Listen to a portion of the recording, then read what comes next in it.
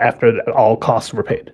I mean, but that's how the registries work too. Like, so our registry didn't have anything. You guys have honeypots. Yeah, but we didn't have anything less than $150 on our registry. Yeah, but you had things, right? And fuck things. I'd rather have a bunch of cash and my wedding paid for, right? Like if my wedding's paid for, so like that money is like never really spent by me, right? And then I have $20 or $30, I can get all the things I want. So I think you're also missing a big difference between, like, this is a cultural difference. So like Hispanics, on my sister, she's planning her wedding. It's gonna be very similar to what you're describing, right? But now when my ex-wife and I got married, that we wanted it. It was less about the things and more about it being like a social event. We had like a couple of we had a senator there. We had like, it wasn't like the sitting for like the. Thanks, Zephyr.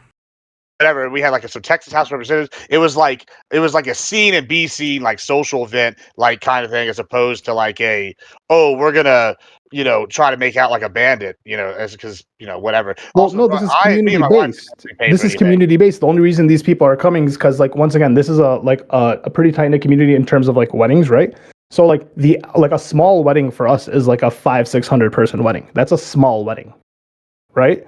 And so like an average wedding is about 700, 800, and then a large wedding's around like the 9 to 1100 like arena. So for us, this is community based because we know all the people who are coming. It just happens to be like every one of my dad's friends. I like that Lacroix has the Civil War uniform on. I'm just trying to copy you, Gibbs. Okay, I saw that you got a chain, and I'm like, you know what? I gotta go with it, right? He goes with the motorcycle too. I don't take off the leather, then you have the Hawaiian shirt on. You're ready to party, or you're ready to be hot. I'm reticent to go to anyone's wedding just in general, even when it's free. When I'll get like free food, and like I guess a free DJ if that's something I really care about. I don't. So I'm reticent to do it that way. But to actually have to pay, right? No. Well, you don't actually have to pay. Okay. Now we don't have to. Hold up. We don't have to pay. Hold up. It's if you had a kid, for example, and you grew up going to all these people's weddings and you were paying into these people's weddings, right? Okay. Now you have your kids. The way I see it is that since everyone in the community comes to pay a little, to help out these people have a lot. So you pitched in your little bit to their, to them. So now you're inviting them to pitch in their little bit down under. And so it's I hear you, and I like the community aspect. I do like that. The strengthen community ties. That actually is beautiful to me. I love that. It just on a personal, visceral level. No. What if you're getting married, right? And now your wedding is free, and you make out a nice little 20-30 grand as well. So now you reap the benefits of this, and then after you get married, you never have to go to a wedding again. Technically. First of all, let's just gotta play the game, baby. Let's have me get the 20-30 grand while going to anyone's wedding. Let's see if we can pull that one off. No, you get 20-30 grand at your wedding, but I'm just saying. Yeah, I know at my wedding. Yeah, let's have me do that without me going to anyone else's wedding. Let's see if we can make that happen. But I would just go to like the city and like get it done, right? Knock it out. Yeah. We're good to go. I feel you. I want it to be. I was telling my fiance we should just drive through like Vegas and married by Elvis or some shit. Easy peasy, then you're done. Done, right? This isn't the concern for Doobie, but like for most of us, what Gibbs is saying, like the honeymoon. Like I would rather have more money spent on the honeymoon. I'd rather have more money to spend on a house or whatever. You guys, right? Yeah, and I have all the money to spend on whatever the fuck I want. You do get. I mean, I'm saying, sorry. To be clear, I was just comparing, talking about the Western style weddings, right? I don't want to like have a big wedding to avoid all that. You've got a different. Well, think about it for you. For the Western style wedding, you would have to save up to have all these things. For me, right? In traditional sense, my family pays the down payment for all these things. The way it works in the city is they understand that we get this large pot of money at the end of the night at the wedding. So you just pay the down payment. You pay the cost after the day after the wedding, right? So I don't, and then the bride and the groom walk off with down payments are nothing, from what I understand. Exactly. Well, no, down payments also cost things. They're like, yeah, but it's once again the families typically will help. Like once again, so just find a family that's willing to put down a down payment for you. And listen, guys, listen. I'm trying to promote strong Arab values to all of you. Okay, I want everyone here to marry themselves a nice Arab Muslim girl, or convert them to, right? And then you can have the things that I drinking, have, at least for your children, right? Yeah. Well, I mean, they still you're just not a good Muslim. You're just not a good Muslim. You know, you don't have to. I didn't say it to be a good one, okay? But I'm trying to share the tribe with you, okay? So, sorry, go ahead, Prime. No, you go first. No, please. So I know a guy who was going to marry a Filipino woman, and apparently in the Philippines, there's a tradition where you have to basically give the woman a whole bunch of money, right? In order to dowry. Yeah, it's basically a dowry, but like in India, the guy gets the money, but I guess in the Philippines, the girl gets the money. So he was looking through the history of the cultural tradition, and actually, it doesn't apply if she's not a virgin, right? So if she's not a virgin, then you don't have to pay it. So then he tells her, so you're not a virgin before we, like, you've been with other guys before we met. So he's trying to haggle her down and like the amount of money that she was requesting. And then she got upset, right? Because that's the response that she's going to have. Because she said, no, that part's antiquated, right? And then he said, well, the whole giving money part's antiquated too. The relationship didn't work out, my understanding is. But huge surprise. Huge surprise. Is this a self-report from Lactoid? I feel like this is something you would do. But it was something you would do because you would look at the bylaws, right? Damn straight I would do that, right? If someone was to bring back like some kind of ancient, like you owe me a bunch of money because of XYZ cultural tradition. Well, actually, in the fine print, it says you got to be a virgin and you're not. So take that 10,000, maybe $500 and a pack of cools. That's all you get. I want to bring back the Dionysus tradition. Of orgies at the wedding. That's what the tradition I want to bring back. The wedding orgy, the Dionysus cults. I used to have those. I think we need to bring those back. Wedding orgy. Wedding orgies. I think that's the most concerning. Are your parents involved with the wedding orgies? Is that a thing? That's what I was saying. I mean, might be aunts and uncles, cousins. Down payment on the orgy. But part of the thing about being Dionysus is madness. So seeing your parents let loose at the orgy might cause the madness. So I'm all right with that. Every time the fanatic Muslims say you shouldn't drink, they always go to one example. It's like this one guy got drunk and fucked his sister, and it's probably at one of these orgies, right? No, that's why we don't have them. Not family orgies, Gibbs. At least don't have your family around. Well, yeah, they can just leave, and that could happen at the hotel afterwards. See, there we go. With like all the friends, Interesting. Doobie, are you open to a family orgy? Is that something that not a family? I'd be open to like another kind of orgy, but not a family orgy. If I have like a harem for the night, that'd be cool. But like, I'm not fucking my uncle or something like that, so probably a bad time. No. Even if it's just like a marriage orgy, like it's a generalized orgy, family members, stay away. You had sex with everyone else. Would you mind seeing like if everyone is a female? I'm totally okay with it. I need to be the only penis there. Okay, as long as that's the case, then I'm good. Can you define female? Someone without a penis. Someone was born without a penis. Okay. But what if your grandma was there? The fuck? No family members at my orgy. Not a single one. All right. Dibby, your audio's a little weird. We can still hear you, but it's just like it's like. Let me mess with it 1 second. Yeah. Okay. Well. I mean, we're already in it. Is that better? You sound a little. You sound a little gaining. The underwater vibe. God damn it. Yeah. Okay, I'll mess with it for a bit. Yeah, sure. So, there we go. All right, the gang's all here. So this is our roundtable, which we have Mondays at 8 p.m. Eastern. We've got a great group of individuals there. Thank you for the raid, Wick. Awfully kind of you. Hope our friends of Wick, you guys had a good time there. Yeah. So hit the follow button. Shout out Wick. Why isn't Wick? I that's weird. I hit the shout out command for Wick, and then it. Did you do the backslash one or the exclamation point? Yeah. Oh yeah. No. I did a. No, what was the Backslash is the new better one. Yeah. What was it? What's the Backslash shout out. Shout out. Shout out. Okay. Then it'll post them up at the top, and they can just follow it directly. TV. Huh. Okay. I've never done that before. Learning something new every day. Yeah. Backslash shout out. Okay.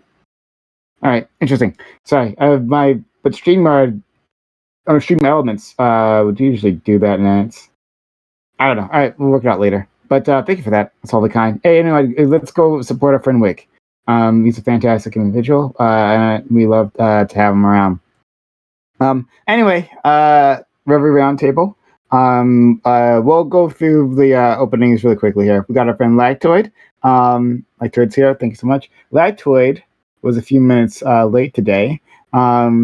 Lactoid is always finding new ways to be black. He's getting closer to his N-word pass, right? Week by week. That's the goal. So hard. I mean, Joe Louis already said it wouldn't be offensive if I said it. So I mean, I don't know. I'm close. I'm almost there. Yeah. Getting the N-word pass is like converting to Judaism. It's fucking almost impossible. I bet if you almost converted just to the nation, there. if you join the Nation of Islam, you get the pass immediately. Is what I hear.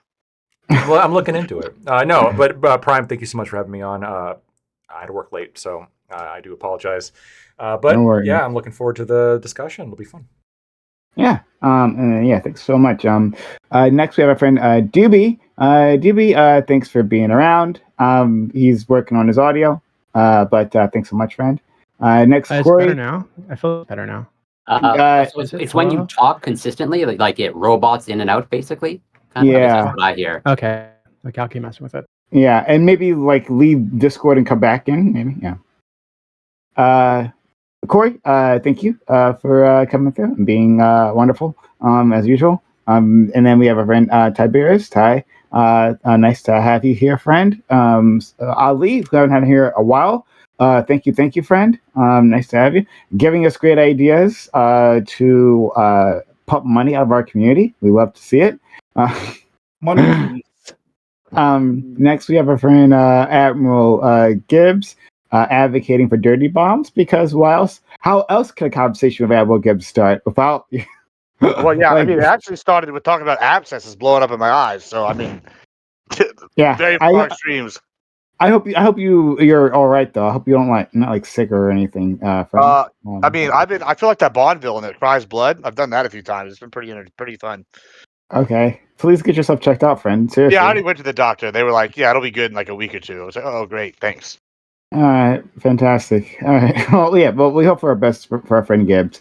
And then our friend Iko Rich is here with us. Thanks, friend. I had a question. I just thought of this before stream.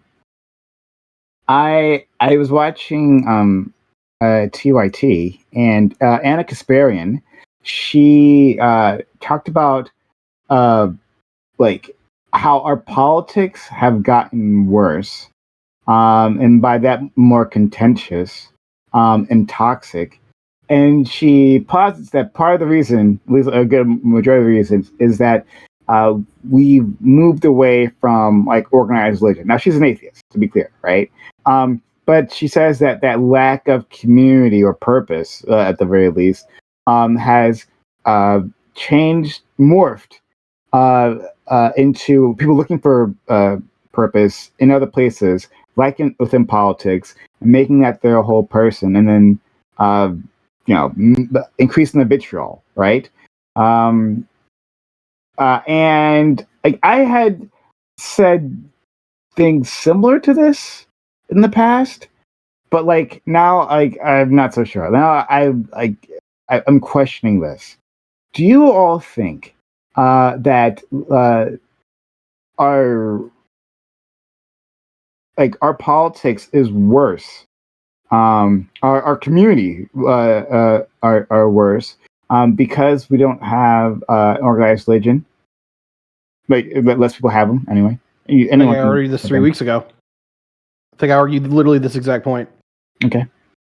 I don't know if it's organized religion, but I mean the numbers don't lie. We're definitely becoming more politically partisan, and the disagreement. I think we're the most. I forget the exact word for it, but since the Civil War, we are the most divided politically than we've ever been, in terms of being partisan, in terms of like being unwilling to talk with somebody of the like a different political persuasion. If you look at the Pew, for example, just recent studies are indicating that like half of Democrats and half of Republicans just don't want to have. They don't have friends that disagree with them. They just don't want to talk to them. And if they find out, then they're just going to cut them out of their life. Okay. Ali, I think you had your hand up.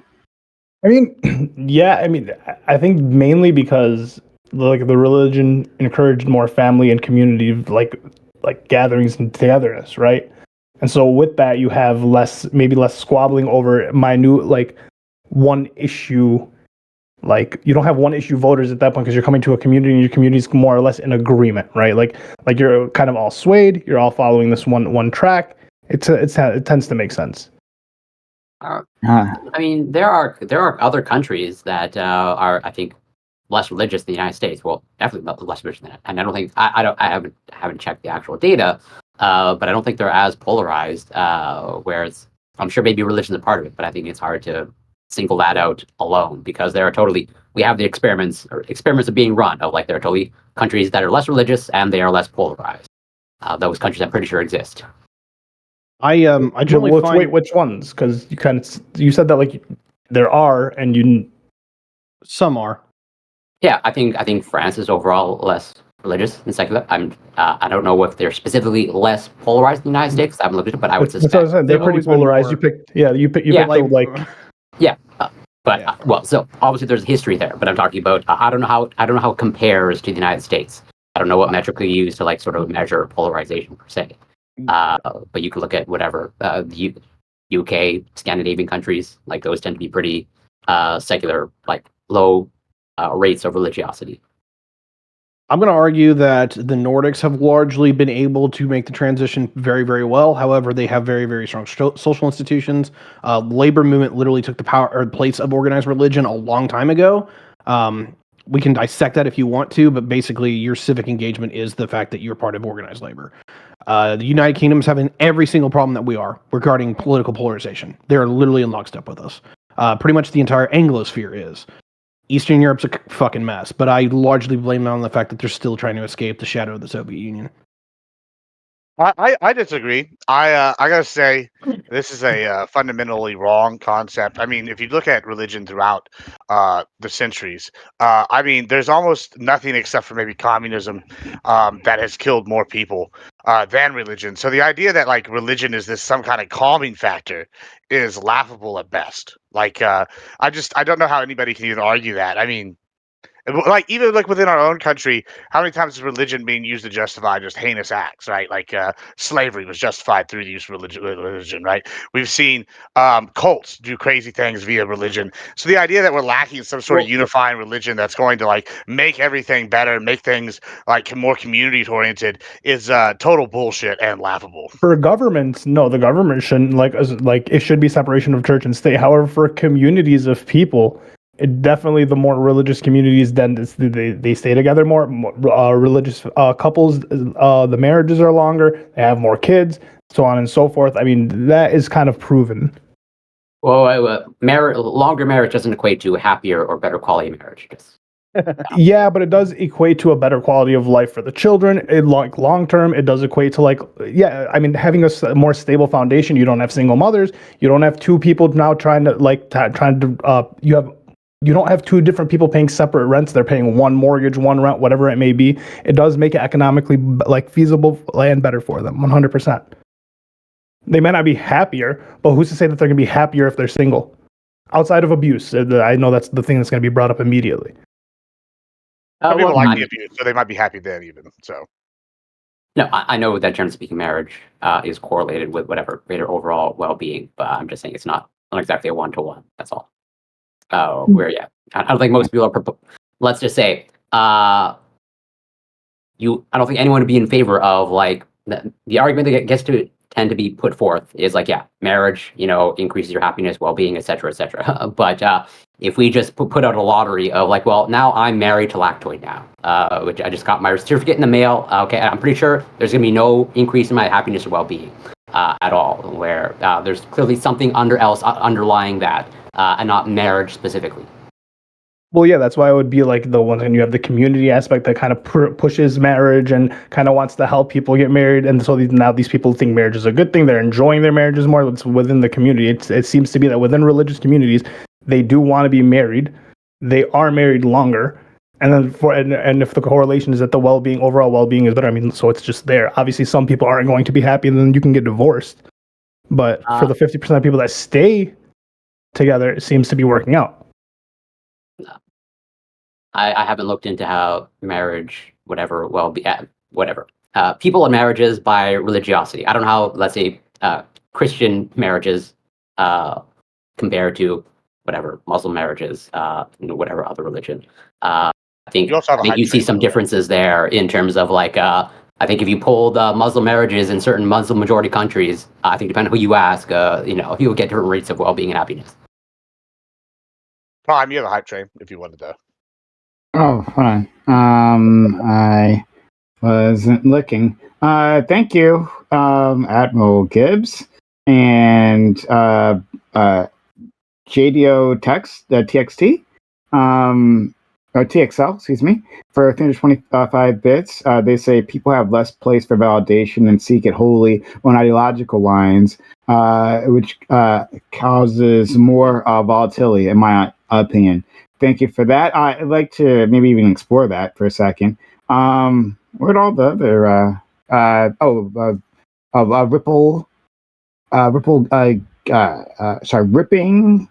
ripping and tearing. Oh, ripping and tearing. Okay, cool. That's a pretty cool name. Thank you for the tier 1 sub. You know what that's from? That's from that video with the guy at Hedonism 2. He's like, yeah, what are you here for? He's like, I'm here for the wild women, the ripping and the tearing, the ripping and the tearing. Is that what that's from? Yeah, that's I have no idea what that is. Ripping and tearing. Is that where you get your name from? It just sounds pretty rad to me, but I don't know what. I have no idea where that might be from. But thank you. Oh, that's absolutely from there. Oh, okay. All right. So Gibbs has got it. All right. Shout out to you. Anyway, we're at level 1 hype train. Which and these are first donations for this month, for the month of June. We just got started again. So we're at level 1, 44% done. Is it 56% left? Yeah, 56% left. Can we get to a level 2 hype train? Consider helping us out. Subs to the channel. I haven't done so yet. If you're out there, you haven't subbed, consider doing that. Use your Amazon Prime, says Prime Gaming here. It's a free sub. Just use that one free sub here. Part of our community, free for you, but does a lot for us. And you get ad-free viewing, and you'll get our emotes, and you'll be keeping us around. We do need your help, so consider doing that. We'd very much appreciate it.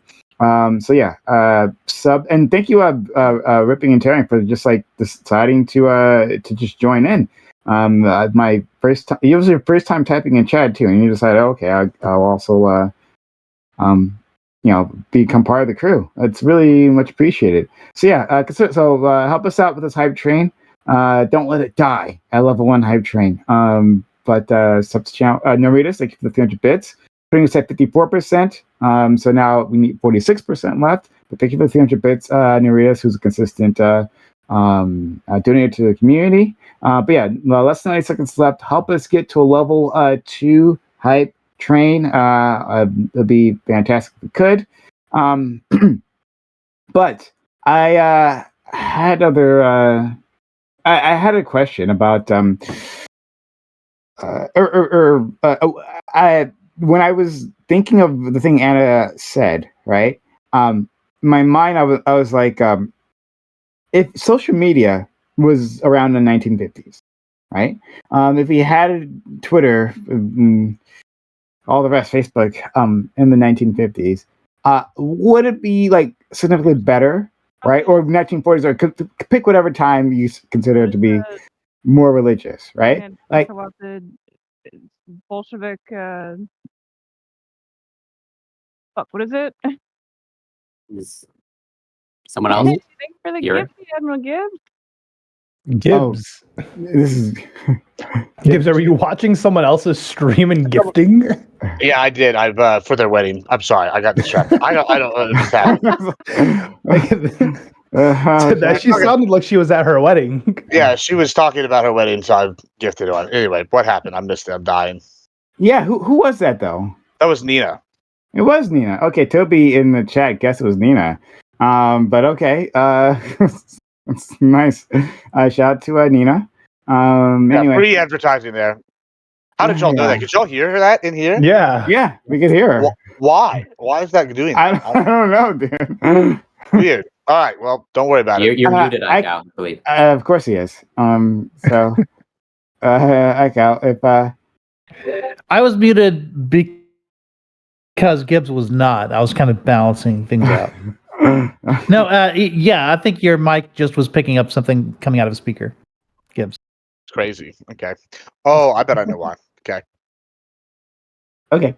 So yeah, what do you guys think? Do you think that, pick whatever religious time you want, that it would be significantly different if like the if there's still rewards, right? Like social credit to be gained, social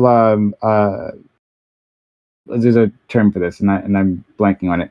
But if you can get something out of being the loudest, right? If you can somehow monetize your outbursts on Twitter, if you can get those same benefits, would that change it? Even if people are having more religious, they go to church every week, maybe multiple times a week.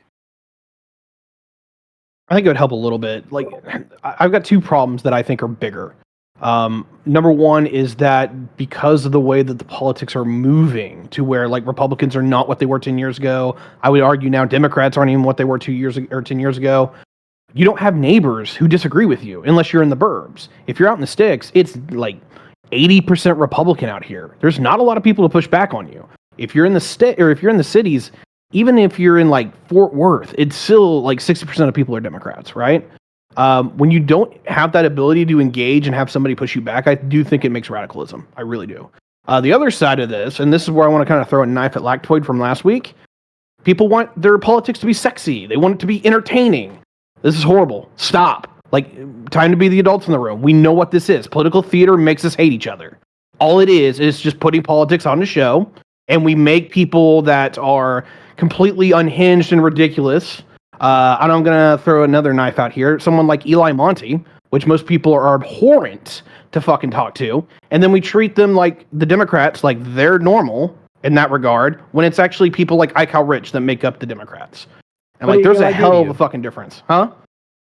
Oh, dude, I literally watched Parallax become a raging conservative because of how his takes are. We changed his name to Nazi Eli. You should like that. I think Ty just called me boring. No, I called you rational insane. It was a subtle insult.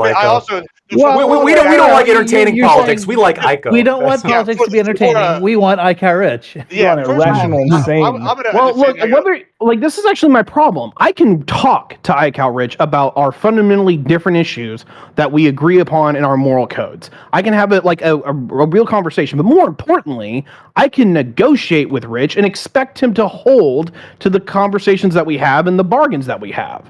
When we treat each other to the degree where we're all fucking enemies and literally everyone is a communist that's on the left or everyone's a fascist on the right, of course we can't get along.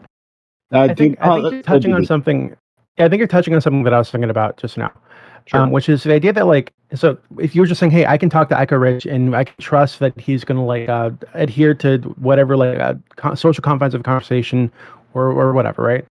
I feel like if you remove religion from society, everything's basically up for grabs. You lose the ability to say that things are right or wrong anymore, objectively. And I think that you kind of see this with abortion. You see this with LGBT stuff. everything is up for grabs. Everything is now things that are, you could look to like a religious book and say, hey, well, this is wrong, or we shouldn't do this because the God said so here. Now it's just some dude's opinion 2,000 years ago. So who gives a fuck? Now we need to argue over everything.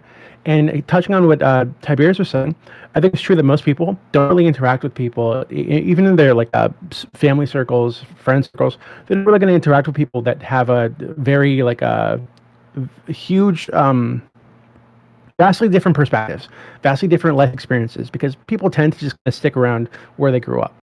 But I think worse than that is people now have the ability to kind of curate their own little echo chamber on the internet.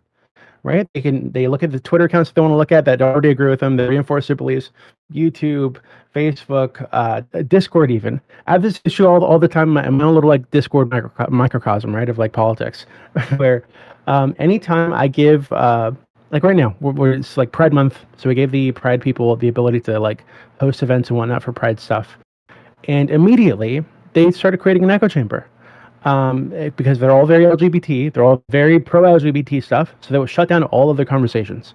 So, I don't know. I think that you need to break that up. But I think that the touching on the religious thing, I think that we just lost the ability to have like a default set of principles that are guiding our politics. And I think that's really what you miss out on with the religious thing. Let's go to Lactoid and Gibbs. Couple points. First of all, I will stand by what I said. I think politics should be entertaining. I think it's good to be entertaining. I'm not saying that you should just be entertaining. I don't think that somebody should like have no basis in fact or theory and just like be throwing shit. I mean, you can do that if it's just an entertainment, right? But no, I think it's important to keep people's attention. I think it's important to also have fun in life as well, like while you're doing something important at the same time. We're here for a short time, and so we should make it a good time as much as possible. Amen. Absolutely. And then in terms of, that's not to say that people shouldn't think about their positions, obviously. As to the political polarization, I think Doobie's right that a lot of it has to do with people being able to curate their spaces a lot more. So as some of you know, I used to be much further left than I am now. And when socialist. Yeah, like socialist communist, right? I still got a Communist Manifesto here that I used to. You're still socialist, though. No, I'm not. Well, according to just maybe one person, I am. But most people would not regard me as a socialist. And one of the things that I think was difficult for me was that a lot of people who I'd grown up with or friends of mine just didn't want to have anything to do with me anymore when I kind of challenged the orthodoxy of their opinions. And the common phrase that I heard was, and you can see this all over social media, which is, look, a debate is like, should pineapple go on pizza, or should this happen, or like, what's the best kind of car? A debate is not my fundamental human rights. Those are not up for discussion. This is not up for discussion. This is not up for discussion, and that's not up for discussion. If you don't agree with me, you're out. I'm going to remove you. I feel like I've been seeing more of that recently, and I think part of that does have to do with, I think part of the polarization has to do with people have a lot easier time getting rid of people who they disagree with, as opposed to perhaps in the past, in which it's more difficult to just, tell the one conservative in the friend group at the bowling alley to get the fuck out, because that's where the people would go hang out. But I do wonder if religion perhaps provided some kind of unifying, like, upper level agreement, because the objection seems to be we can't disagree on the important stuff. We can only disagree on the unimportant stuff. But if everybody thinks we're all going to heaven, then all this politics shit, a lot of this politics shit is relatively less important, right? So as long as we agree on the most important stuff, aka like the Christian God, and then we can disagree on like, other stuff like tax policy or, et cetera, then in that way, perhaps by building some kind of higher thing that people could associate with, religion perhaps provided that. Again, it's inarguable that political polarization is happening, but that it's very correlated with the rise of social media. Around 2014 is when you really start seeing it take off. And well, I think well, like just to kind of touch on that, I forgot to mention this earlier. So I think that because of the rise of social media, I think that people have like they tend to overestimate how common the crazies on the other side are. and they tend so like there was a poll a while back where they were like they asked a bunch of Republicans, what percent of people do you think are trans, or what percent of children do you think are like going through gender reassignment surgery or whatever the fuck?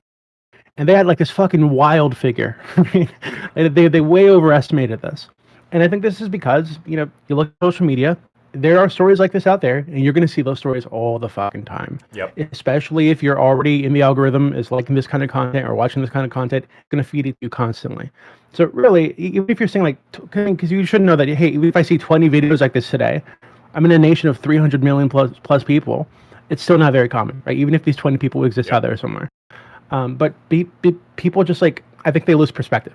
And this happens on the right and on the left. 100%. And I think this is with any topic that's in social media, right? So, I mean, you had the fit, like, what was it, Matt Walsh, who like said some crazy overestimation about what percent of America was trans, right? And then you also have like Americans by and large dramatically overestimating the amount of black men that are killed by the police. You have people dramatically, like anything that goes viral on social media, people believe it to be a big problem, even if the numbers don't reflect that. And so I think this is perhaps feeding into the polarization, because it's, you know, if every problem is a catastrophe, now your friends who maybe don't think it's a catastrophe, they're problematic, right? These motherfuckers over here, they're not getting with the program. They're not within the orthodoxy. We have to exclude them. We can't associate with them. Their speech is harmful. Their existence is arguably harmful, right? I think that a lot of people believe this. I even fall patriot myself. Like, I'm not going to act like I don't. Let's go to Gibbs and then Ty. Yeah, so I absolutely want to push back on something Tiberius said here, which was the about the entertainment aspect.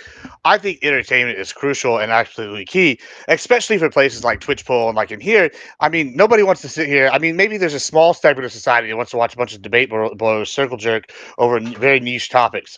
Sure. However, it's way more enjoyable when you have some political theater involved, and like people will get the message out. If you don't have any political theater involved, you know, then you're not getting anything involved. I also want to push back against the idea of like what you said about Aiko here.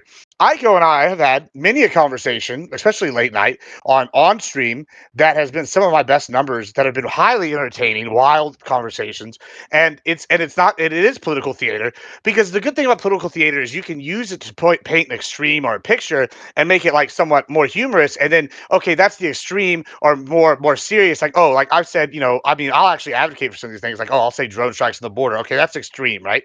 You know, I actually don't really think that's going to get passed. However, you know, if we can get the extreme passed, we can get something, you know, palpable, you know, actually passed. You know what I'm saying? That's kind of where I go with that when you go to the extremes. So if we don't have any sort of political theater, then, you know, what you're going to have is people not caring about politics, right? They don't care. They're just not interested. You're not going to have people even wanting to vote. And then you can have lower turnouts, and you only have a very niche group of people even voting, and which is worse for participation. It's worse for democracy. And I think now is actually an exciting time, even though we are so divided, because there is so much political theater. More people today care about politics than ever before, right? Like, I don't stand for, I know there's been some debate about, like, Progressive Victory, right? And what they stand for here on Twitch. However, I actually don't have a problem with it. One of the things they do, which is go out and register voters. The more people register to vote, the better. Everybody should be voting. Everybody should be doing this. And having progressives and having conservatives and having people that care about a space that is basically all political theater is a good thing, because it gets more people involved. All right, I'm going to take this. Okay. Yeah, go ahead. Yeah, I'm going to take this next, since I'm replying to Lectoid and Gibbs. So, two sides of this. Number one, I will admit that I'm absolutely kind of a stick in the mud. I can definitely be an old school square. But that's because politics are, like, very important to me. I don't really want to make jokes of it. I don't want to make a mockery of it. Because it is... two things on this. Number one, like, for me, like, it's an extreme honor to have the system that we do. Like, even if you don't feel like your voice and your impact is that big, because you might be literally one of 200 million people that vote for the president, the fact that we get any say at all, to me, with knowing the history of the humanity, is a wondrous thing for me. I actually get to participate, and that's a wondrous and honorable thing. The second thing here is that, like, people's lives are on the line, right? Whenever we actually have the elections over and policy is crafted, people can lose their livelihoods. People can lose their jobs because this industry over here got desubsidized, or this one got subsidized. The implications of our actions are immense, and I try to actually keep that kind of like very well nooked and squared away because I think that I have serious responsibilities in exercising political authority and political power. But there is two things that I'll at least kind of side with you on a little bit here. Number one, the benchmarking thing is actually kind of true, right? Make some kind of like ridiculous, exonerous claim of like, hey, we want like the moon and the stars and the fucking heavens. And then you're just like, actually, we just want a trip to Mars. You know, like benchmarking is a thing. I think it's a little gauche, but I can roll with it.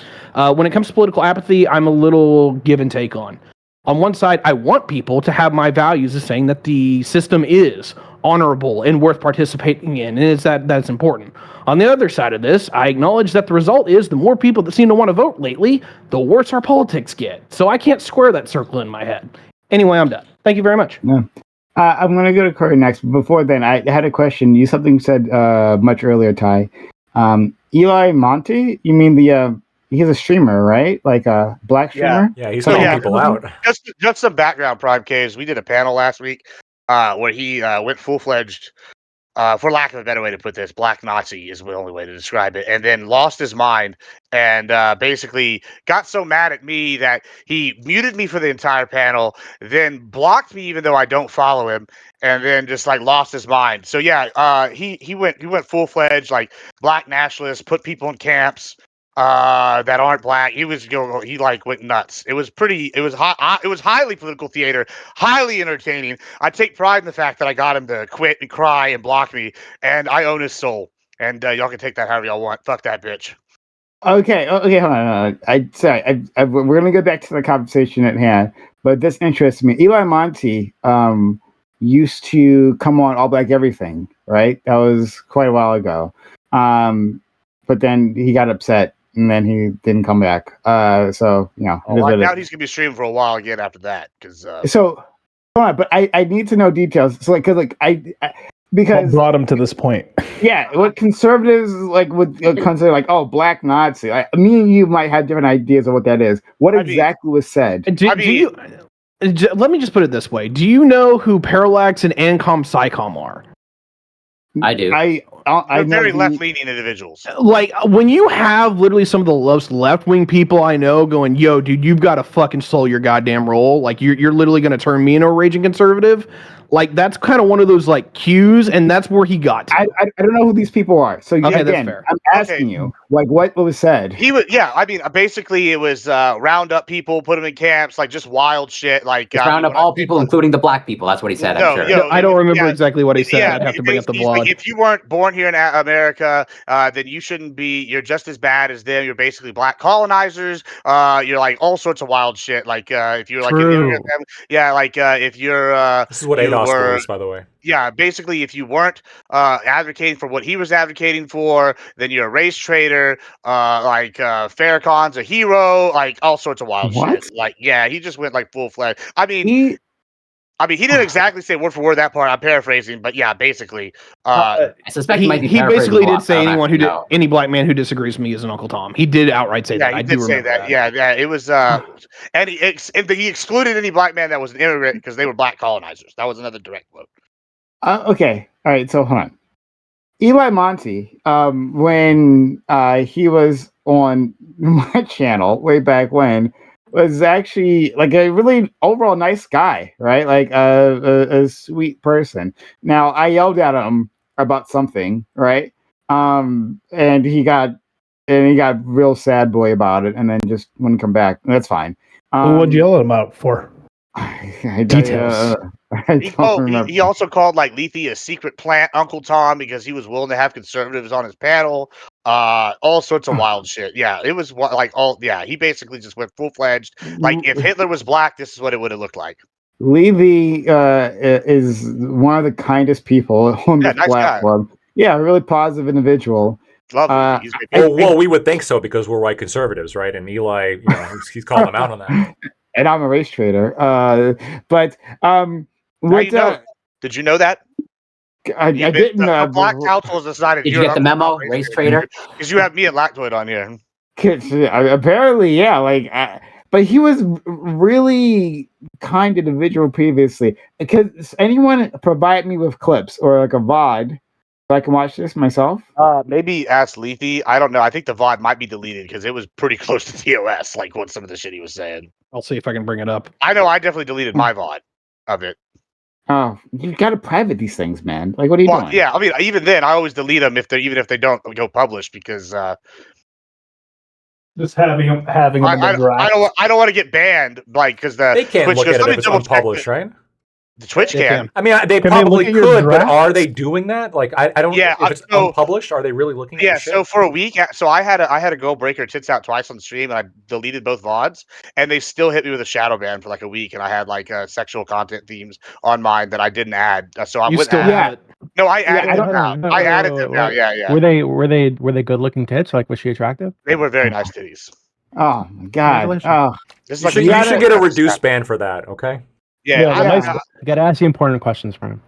yeah. So for like the last like 3 or 4 times it's happened, it's been nice tits. Thank God we haven't had no fucking 3 or 4. crazy It seems ones. like there's a consistent pattern. I don't know how coincidental or accidental this is. Hey, listen, I told her not to do it, and then I turn and I'm doing something on the other screen. All of a sudden, titties, and I'm like, "Damn it!" yeah. You They said, shouldn't please be. You shouldn't be don't punished reveal for that. yourself. And she just, The first time, that was her fault. The second time, that was your fault. yours. No, the second time was her fault. First time was definitely like Modi's fault, but that's neither here nor there. Everyone check out Admiral Gibbs stream because wild shit is happening there. Like that's where the party's at. Like. Twitch after 3 a.m. This is doesn't. all during conversations with iCow too. Yeah, all of the conversation.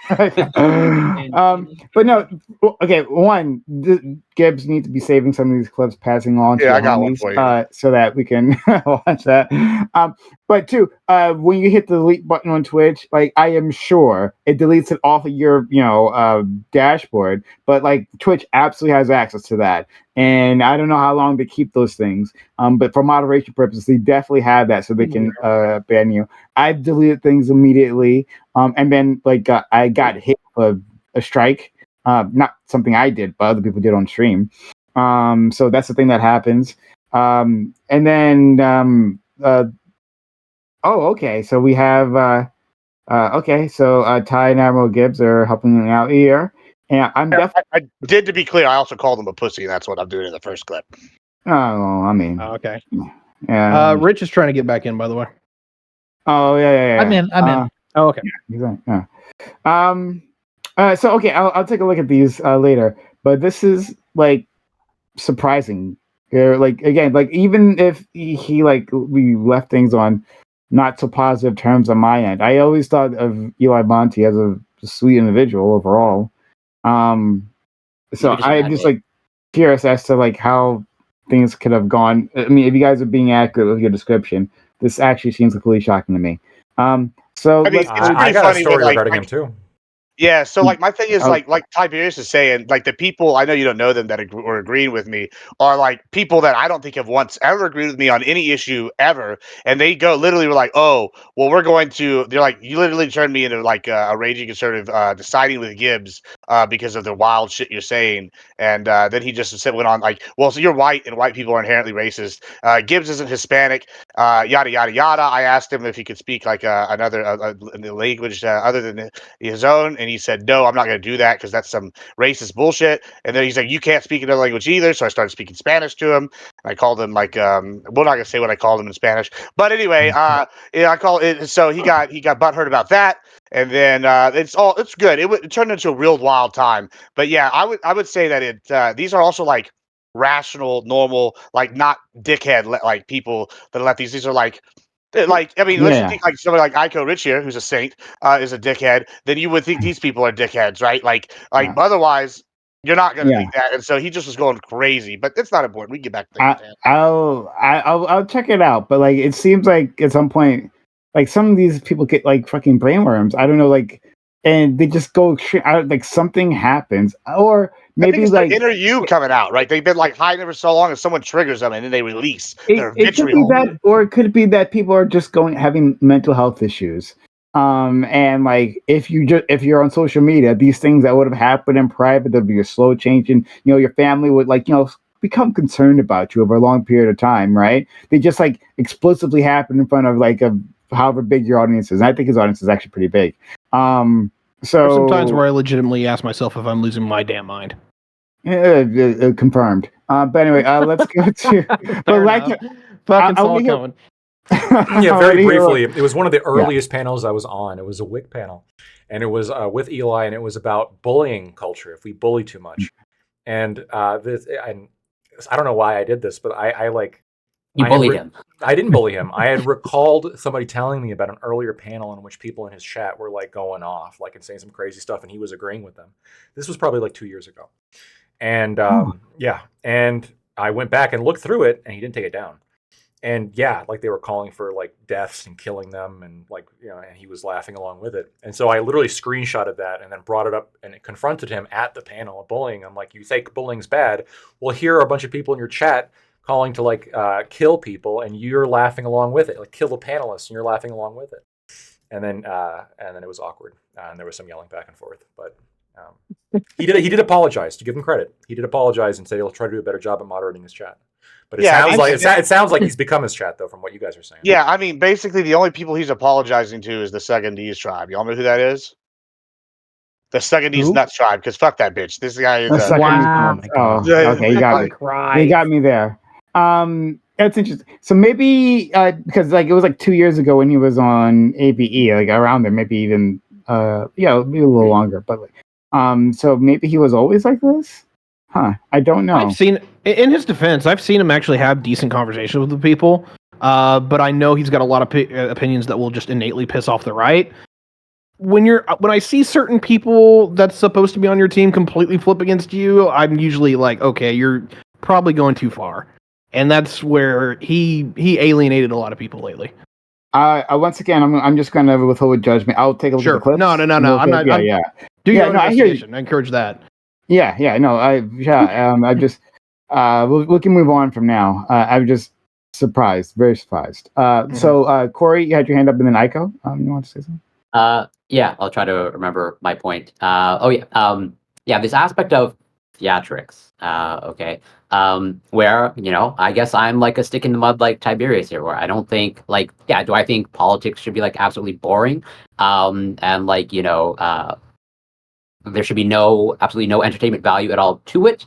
No, I don't think that. But like, yeah, I think a good example actually even like occurred today where like, Dr. Anthony Fauci, like, whatever, there was this whole, whatever, conference, or whatever, 3 hours. And pretty much from, in my view, like largely a waste of time, like pretty much like all pure theatrics and mostly just being asked ridiculous questions, where like, yeah, I think I don't have any data to back it up, but I think we're seeing an increase in theatrics and a decrease in actual, politics being useful. I think that's pretty much like more or less in the data in terms of people's satisfaction with like Congress and how the political system is operating, where pretty much we moved in the direction of theatrics and moved less in the direction of like actually being politically useful and actually getting things done.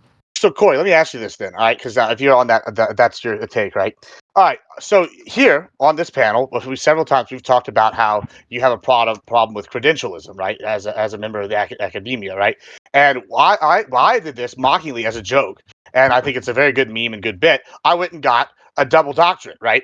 And I think that right there in of itself is a great political theater, hilarious. It proves a point. It actually proves your point. Right, and that anybody can get a degree if they do whatever, like or like an equivalent, or like I can get a credential. And like, what's more effective? Someone sitting here breaking down the statistics for the credentialism, or me going within 20 minutes of going, "Oh, we found this," and I go, "Congratulations, boys! I'm now a double doctorate." And then 3 days later, having a double doctorate literally right here that I can hold up, like, and say, "Look how I'm educated I am." What are you? Can you open those up? I want to see what's inside. Yeah, they are diplomas.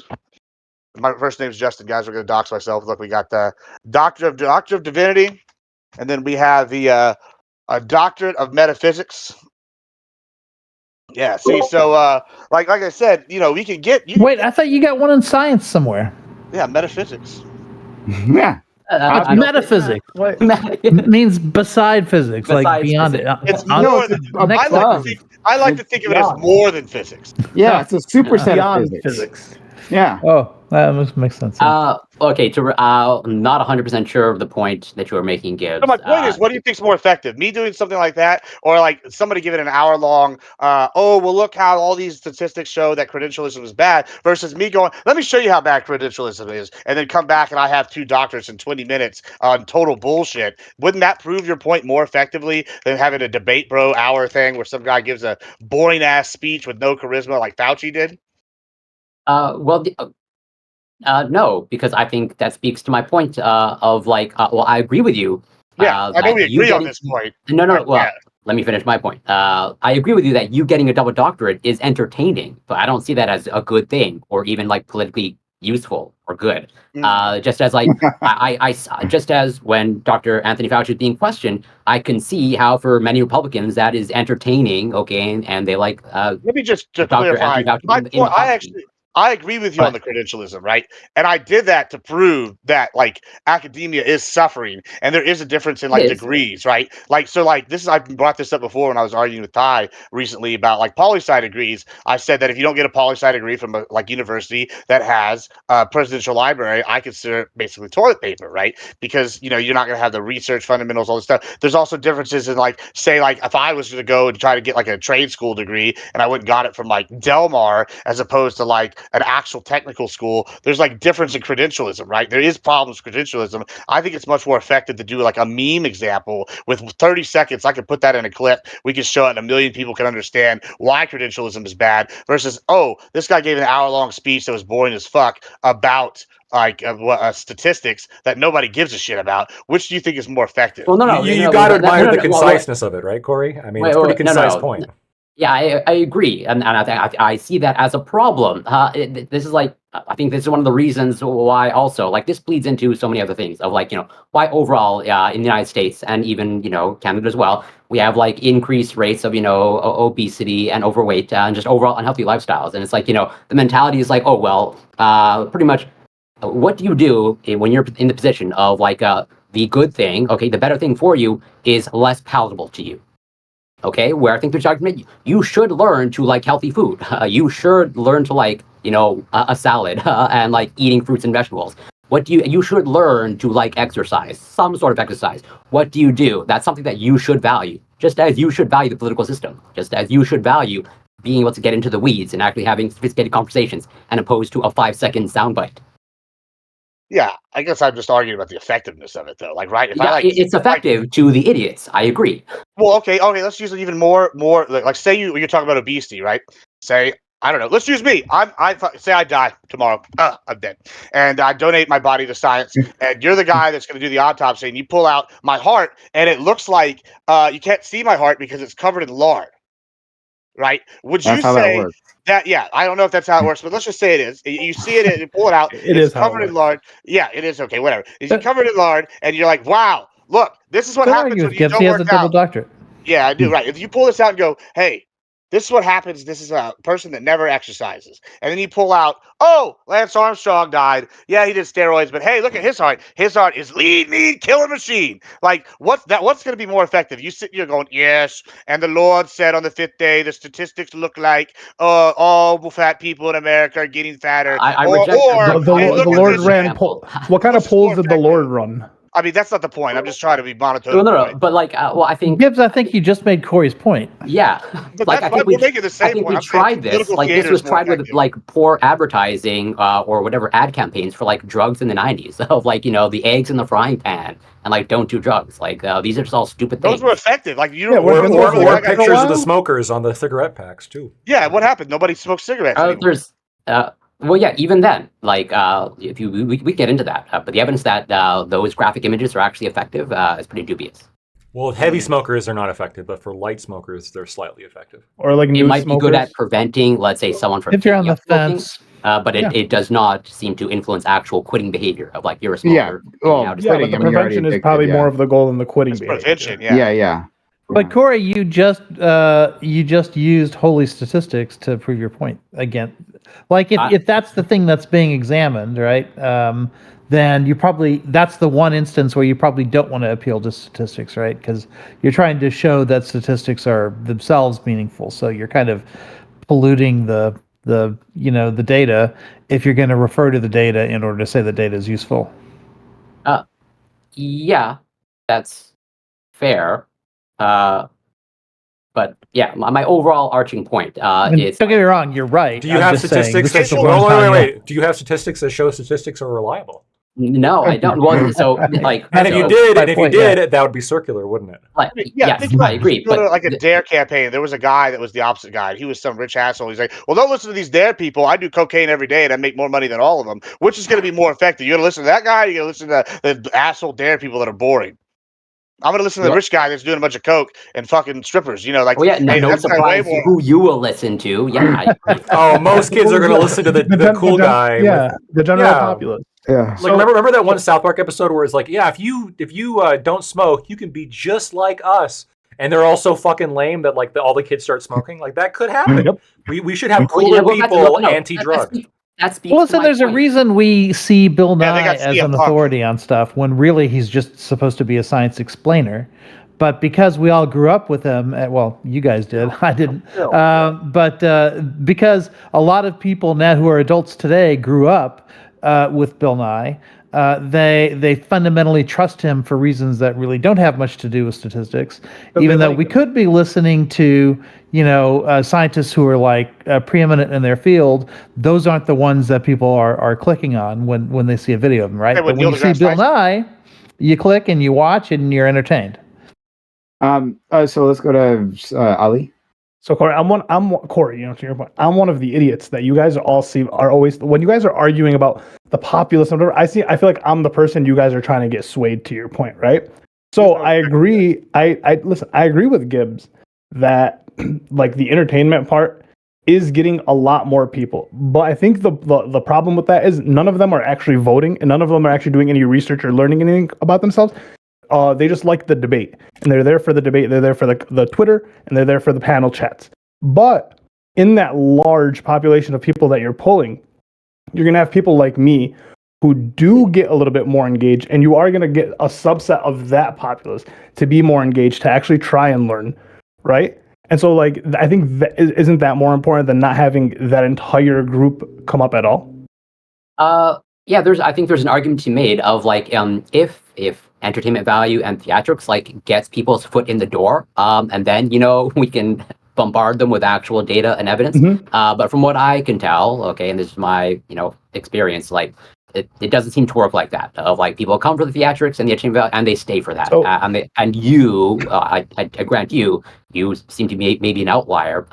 Where if more people operated like you, I would view that as a good thing. I think a lot of people have my issue, right? So like for example, if I wanted to learn how to like edit something and I like search it up on YouTube, if I don't like the person's voice or the way the person's explained to me, I fucking can't listen to it. It's really like, it's bad. It may be bad, right? But if I don't like the person's cadence, if I don't like the style of like whatever they're doing, it's really, really hard for me to like give them any attention and pay attention to them versus like someone who has a good cadence of voice. They're like really enthusiastic. They're doing whatever it is. Like they're engaging, which is why I think like something like Hustlers University was like so popular, right? Even though what they were teaching was really, really basic, like drop shipping and like Alibaba stuff, right? But people liked Tate, right? So the idea was they could go to this.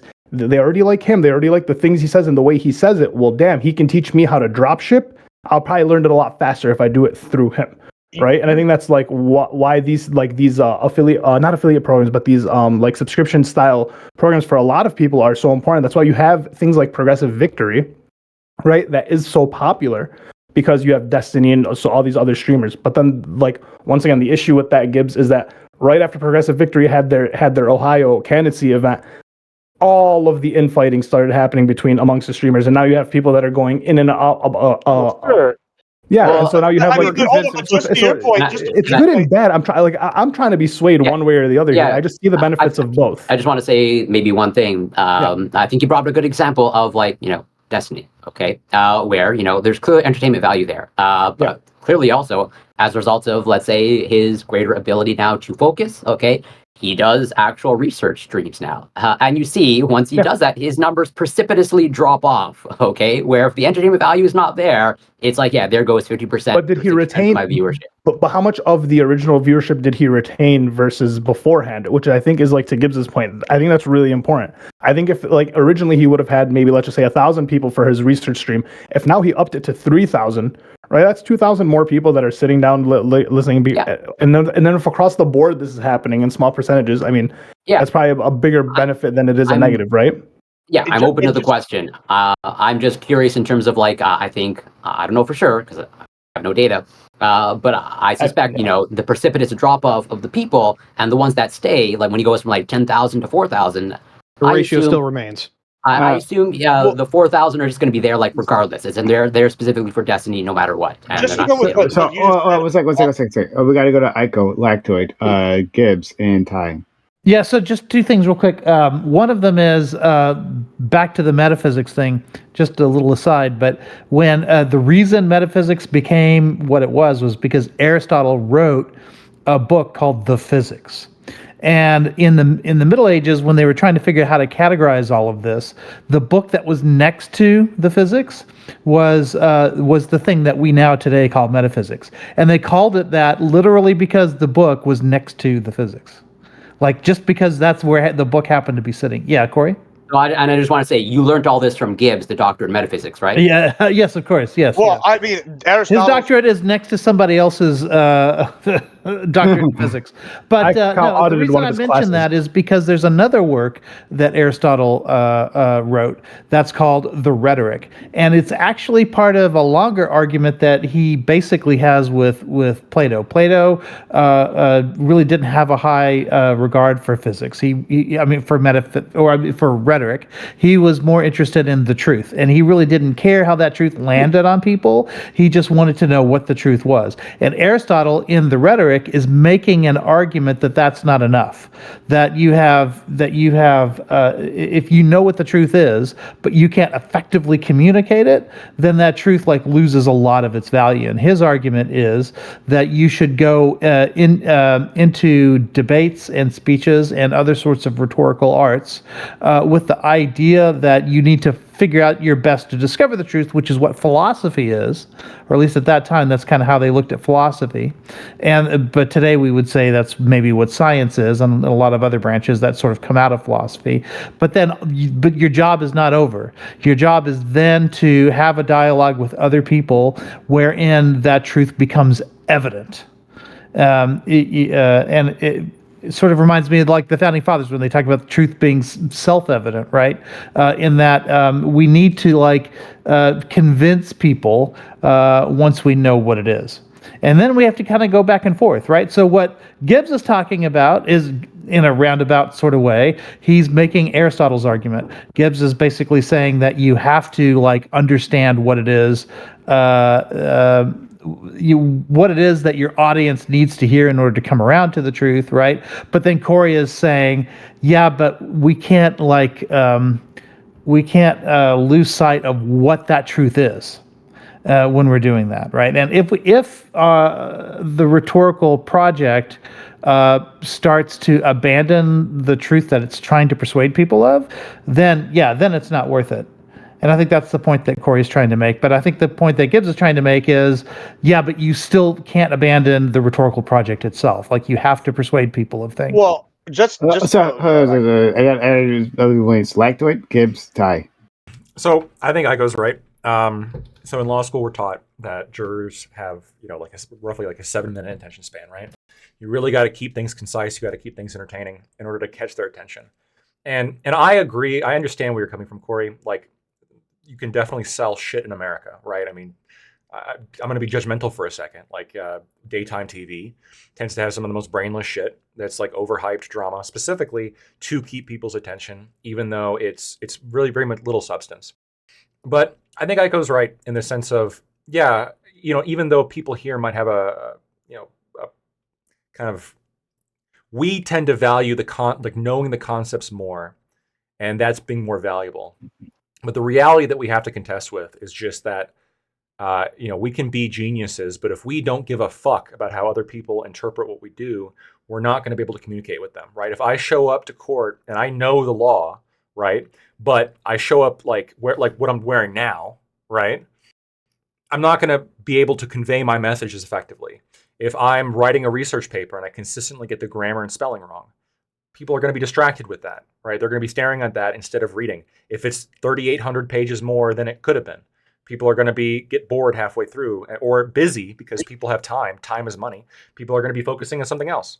So it sucks. I agree. It sucks. I wish that I do think that perhaps maybe what you're getting at is in America, there seems to have been like more of a trend where we're shifting like too far away from content and more towards just like this kind of sugar rush of conflict.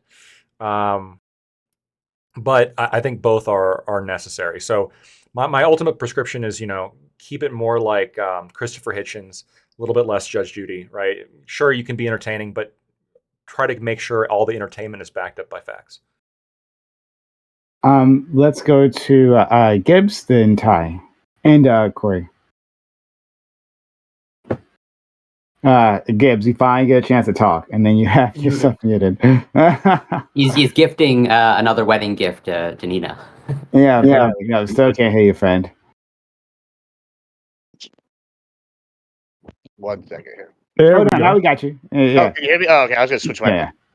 Yeah. So, all right. First, I'm glad that Aiko brought up Aristotle because, like I said, I talk about being the most conservative here.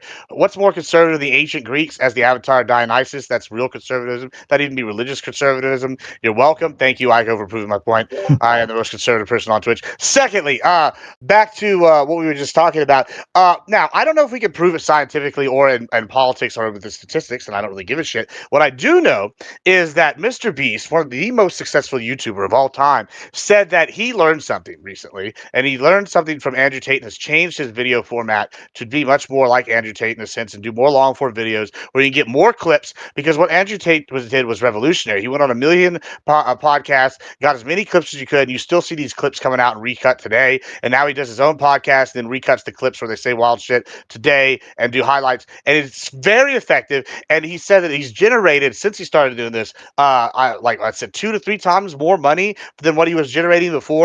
And so the proof is in the pudding, basically, in my opinion. At least we know it works in a capitalist sense, right? And so if it works at this level and it convincing people to buy, which is basically the goal of anything, science or whatever, I mean, maybe not science, but the goal of like, hey, you want me to believe your science or you want me to invest in this science, then you need these people to buy. And so I look at everything like a sales pitch, right? And in this concept, if you can't hold their attention, or you like, because they're looking over here and they're bored, then you're not going to be an effective salesman. And if you're a scientist, then what are you trying to do? You want to get grants? You want to like get people to like use your product, you want people to change things, then guess what? If you're not entertaining and you look like a bum, then and you're sitting here and you talk in a monotone, no one's going to listen. There's a reason why people listen to Neil deGrasse Tyson and Bill Nye the Science Guy, and I can't think of the Asian gentleman's name that's like a astrophysicist, but those 3 guys are extremely Michio Kaku. Yeah, there you go. Yeah, I'm not even gonna try to say that, but anyway, he's very entertaining. They're all very smart,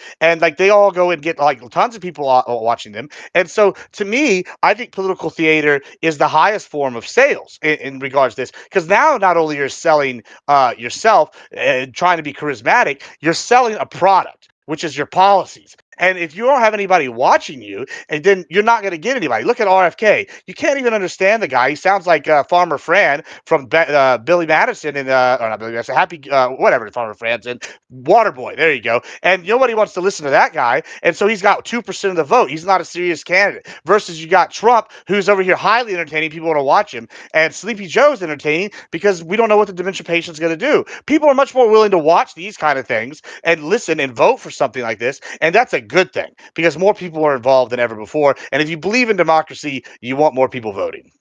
By the way, Corey was in that analogy was Plato, so that makes him 1 generation older.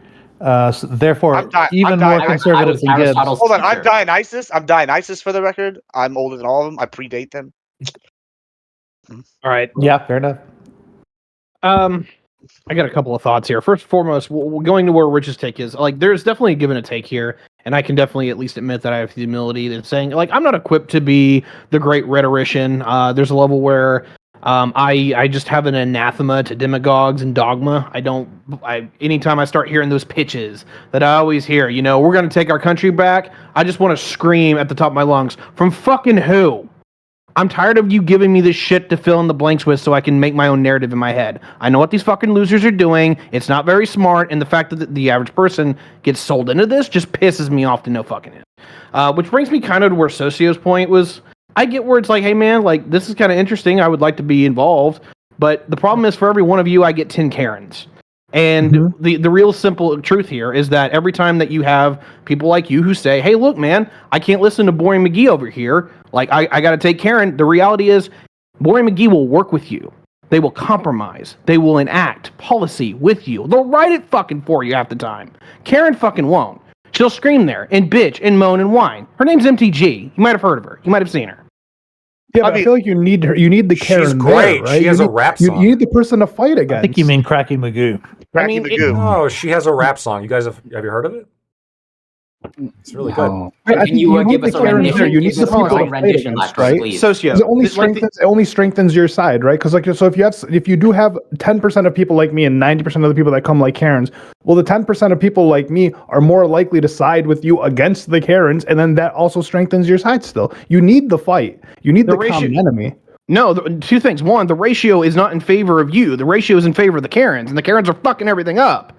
More importantly, is that when you put up a Karen, it doesn't make you look good. It makes your enemies look good. Take them on side with you. Okay, I get what you're saying. So before one, I'll go to Corey, but I do want to ask Doobie about this as well, and I'll tell you my question so you can think about it while Corey's going. But Doobie, I think you're really good at rhetoric. I think you're really good at rhetoric.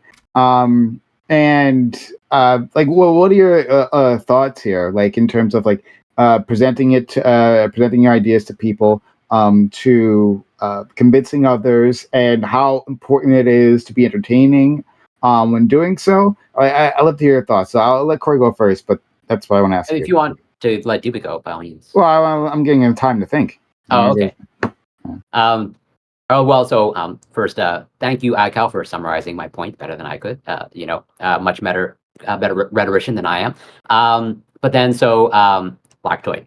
So you mentioned that jurors, you're trained to basically treat jurors like they have, I think you said, 7-minute attention span, and that you operate under the assumption that that's a 5. I think you mentioned 5 grade reading level at some point. Fourth or fifth grade reading level. Yeah. Goldfish. Now, do you think overall, it would be a good thing if the reading level was higher and that people learned to have a 10-minute attention span?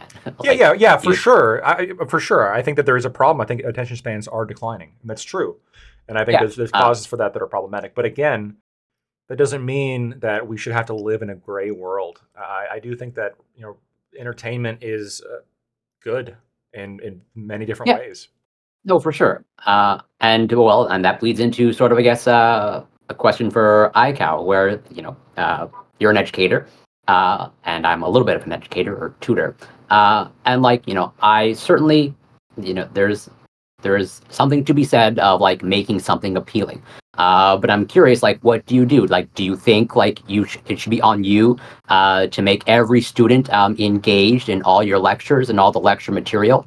Or, at some point, there's a responsibility on the student of hey, you should maybe learn to like math and chemistry. You should learn to be able to pay attention to these things. There's only so much you can do to make chemistry and math entertaining and all that stuff and engaging. But maybe there's just very creative educators out there that I disagree with you vehemently on this one with the math thing. For example, one of my best teachers would use South Park in every math example, right? When we were doing algebra, he'd be like, X is like Cartman. And he'd be going over and you say, screw you guys, I'm going home, and move it across the equal sign. I'm not against that. That's not my argument. That's not my argument at all. But hold on, you did just say, okay, there's only so much you can do to make math and chemistry entertaining. And that was 20 years ago now. And I still remember that example. Right? It's an entertaining example that illustrates the X needs to move across when you're solving for X in algebra. Right? And it was such a good example. To this day, I remember it. Right? And so that was effective. I was struggling with math until I had that teacher, and then I started doing like I got calculus. That was effective for you. Do you know how Right. the outcome was for every single student in that class? He had the highest test scores on the whatever the tax test or whatever it was at the time of any of the people in the any of the other math teachers, because it was effective. Like people, so I mean, I guess it was effective because he had the I agree. highest scores. There is something for effectiveness, but like I'm sure you'll recognize, and there's going to be like some students that it's like you cannot reach them, or at least we haven't found the ways to reach them. Well, they're just weak and so genetic people. I learned to There's type from outliers. RuneScape much better than I learned from any typing class, right? Like because Mario there's typing motivation. taught me to type. I needed to like ask the person to trade the item before they walked away. So I had to get really good at typing fast, and now I can type really fast. I'm amazed I'm not making your guys' arguments because I'm the one with ADHD. Like, I totally get where like you have that one teacher that can even teach the subject that you like the most in school, and you're just like, oh, this fucking killed me. But there's a level where, like, I feel like if we actually allow for just the over salesmanship, excuse me of my pardon in language, if we actually just let politics become a sales pitch, I think we're just kiting into straight up having politics be openly unethical. I mean, Like, I don't know how to look at it any other way. Like, we're literally just selling the farm at this point. What is it other than a sales become pitch? openly unethical? Huh? Well, I- Like we crossed that line a long time ago. I think we're there. I'm not okay. I'm not We've really been there since the beginning. disputing that. But also, our politics is if just we go with popular- anarchism. Go ahead, Socio. I'm sorry. No, I mean, but like politics is just all a sales pitch, right? I mean, it's like a sales pitch for like laws. It's which laws do we want to get passed? You're always going to have to try to get the majority. It's always a popularity vote. That's like the whole like thing with it. Sure, we have like things that it's the things that we all agree on, the objective truths that like sure we don't have to vote on like murder stuff like that, but then the rest of politics is all just a sales pitch. Like otherwise, this is why we got to limit the people you got who to go vote. canvas. You got to like just presidentially. Like there's a reason they go around all around the Look, states on a and, level- like, advertise themselves. On a level, Motorcycle you're riders, first limit. Oh, for fuck's sake. Look, on a level, you're right? Like, almost everything is either political or sales, right? Because you have to, like, get the message out there, you have to interact, whatever. I totally kind of get that. The other side of this is, God damn it, Lactoid, I think you made me lose my train of thought with that fucking snide Voting exams. bullshit. That's what we need. No, Okay, no, here we we fucking don't. Like, what it is like, I like that we don't have the mandatory. If you landowners want to vote, should you go can. vote. If you don't, if you're not interested, stay the fuck home. I'm cool with that. I'm actually completely fine with that. If you have no interest in the system, if you don't fucking care about the system, you don't have to participate. You have Mandatory the voting. right and the ability to, but let's be real. Like, actually, I respect that more because at least if you don't know and you acknowledge that, you don't walk into the voting booth, say, fuck it, I'm just going to vote for this dude over here and this dude over here, and you make all kinds of unethical outcomes for people. So, I have the solution there, Tiberius. well, this will be good. I just thought about this. Where I thought about this earlier today, but it's a good solution.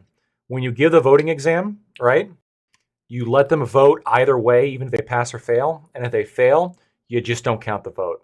Now they're excited and they want to do it, right? And they're not going to get angry because their vote wasn't taken away. This is just vile and evil, and I love you, but You said it was a let's bad thing that go- more people are voting. Didn't you say that earlier, Tiberius? in a level, yes. Like, I have to admit it, at least from what I'm looking at right now, it doesn't look good. It's got some really bad looks to it. And believe me, like, I want people to have the ethic of, hey, it is my duty and responsibility to vote. But it's very clear people aren't taking that responsibility seriously. Let's go to DB with the question I asked previously. I think Tiberius is kind of touching on something we've struggled with. Like every so often you see like people, you just meet a person or see a person on the internet somewhere or just run across in your life who's a fucking idiot. They probably shouldn't be like allowed to make any decisions for themselves. But unfortunately they have the same amount of voting power that I do, which is really, really frustrating. Right. And I think Gibbs is right. In the current climate, the current way things are, you kind of do need to be able to pull in people, catch their attention. I think even recently there was like a story about Biden hiring like somebody to make memes and shit for him, paying almost $100,000 for someone to make memes for his campaign. And I think it's kind of the sad reality we live in. You kind of need this. You need to be able to catch the attention of the kind of goldfish that we're reading right now in society. Have very like short attention spans. Or someone look to the shiniest thing. I don't think it's a good thing, and I think this is what has led me to be very like anti-democracy in a lot of cases, or want to like adjust the voting rights so that the majority of people can't vote, or so that people need to like demonstrate not just their ability to like follow along with public discourse or political events, but just need to like demonstrate that they give a fuck at all. Because I feel like every 4 years we have this thing where both political parties encourage people who really don't know what the fuck they're talking about, don't know anything about anything, to get out and vote for things just totally based on emotion or what's popular right then and there. Right now, the rock stars are voting for this guy, so I'm going to vote for this guy too. I think it's disgusting, actually. But it's kind of the sad reality we live in. Yeah, the only problem is it's that old Churchill quote that people always trot out, right, about how democracy is the worst of all systems except for all the others. And that the problem is, anytime you create a system by which you're going to sort out who can vote and who can't vote, if we could do that in a way that was sort of scientifically valid, it might be a good idea. But the problem is we never would. Like we tried literacy tests before, for instance, and it was inherently discriminatory. It was done by the South to stop black people from voting. And even though in theory you could do all of these things, like I've heard Lactoid talk about how we should have an IQ test for voting, for instance. But the problem is there's no way to stop the people who are sorting those votes from sorting them in a corrupt way, so that their side gets the advantage and the other side doesn't, for example.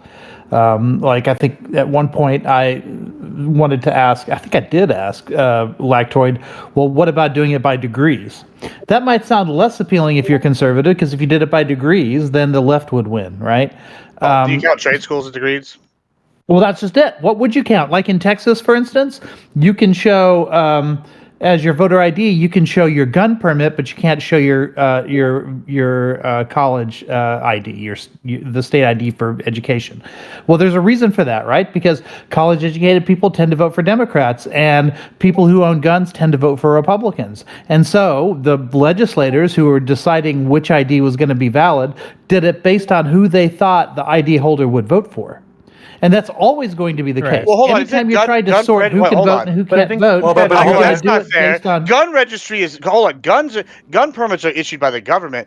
I can just make a student ID and claim. No. The alternative on the table was to also take government-issued college IDs. Like if you go to UT in Austin, or if you go to UNT even Texas Denton. A&M. I still have my Texas A&M like college ID, right? That's a government-issued ID. No, it's not. It is. Yes. Is it really? That's a state school. And even if it wasn't, if you go to SMU, that's not government issued because it's a private college. Right. Right. Okay. That's but Gibbs, so even if it wasn't issued, even if it wasn't, you could just say, well, schools should should make their IDs government approved for voting, right? That could be the. Hold on, Aiko just did a really good LD debate tactic here. When you say state issued, you only say that because they are the ones taking government funds, right? That's why you're saying. No. They're run and owned by the government. It's a state but they don't college. University. Okay, yeah, this is even private schools get federal funding. Like how dare you be factual? I don't. Well, this is like the factual on a technicality. Like nobody. It's not. He is doing theatrics right now. That's why I got a problem. He's with doing rhetoric. No, I want to get back in on this for a second. Number one, I even though I totally get where Doobie's coming from, like if I had to just say morally and ethically at the snap of a gun, what do I want to go with? Service guarantees citizenship just rings to my ears. It sings to my soul. But I'm with Aiko on this one. The problem is China's tried to do this like 3 times in its history, where they have like this bureaucratic class that actually just mandates how you get into government and how you become part of the system, and it turns into an aristocracy every fucking time. Like as much as democracy is a pain in the ass, the United States leadership class has been replaced twice now. We have now had 3 entire differently groups of people run the country, and we're probably going to get to our 4th transition here before too long. I think it's actually already started. That shows the system works, actually. That as much as it's a pain in the fucking ass to deal with and painful and nasty and bloody, the fact that the Southern planters still don't run this country, that it's not an aristocracy, is proof that the system does work. Well, hold on. I want to object to something that Iko said, because you're saying, like, sure, at the end of the day, everyone's going to disagree over what they think the standard should be. Of course, people are going to disagree about politics. People are going to disagree about policies. But that doesn't stop us from implementing some restrictions. There's disagreement about what the drinking age should be. That doesn't mean we don't have one. There's disagreements about what the voting age should be. That doesn't mean we have one. Sure, are all the 17-year-olds pissed? Well, we should set the voting age at 16. I'm sure they're pissed. They still don't get to vote. Why? Because they're not 18. And we've decided that unless you're 18, you don't get to vote. A lot of states, if you're in prison, you don't get to vote. If you're on parole or probation, you don't get to vote. We do this all the time about, like, narrowing the group of people that can vote. If you guys want politics, this is my argument here. If you guys want politics to get better, you need politicians to be appealing to a different group of people. Politicians should be appealing to people for a vote, and they know, shit, I can't just put out dribble because I can't rely on, like, the unwashed masses to elect me, because their votes aren't going to count, or their votes are going to count less. So my political rhetoric and my, like, political facts, they have to be a little bit more highbrow. I actually have to, like, craft my policy and explain my policy other than just using, like, slogans and dogma, because that's not going to appeal to people who have, like, above, like, a 120 IQ or something. I don't know.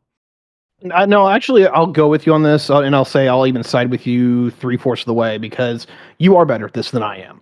And forgive, like, I don't know, my autism or lack of a better word, but I'm a functionalist. Like, I know the infrastructure bill got passed and was signed into law back in 2021, and I see the results, right? I've seen the bridges around my area that have been there for 50, 40 years.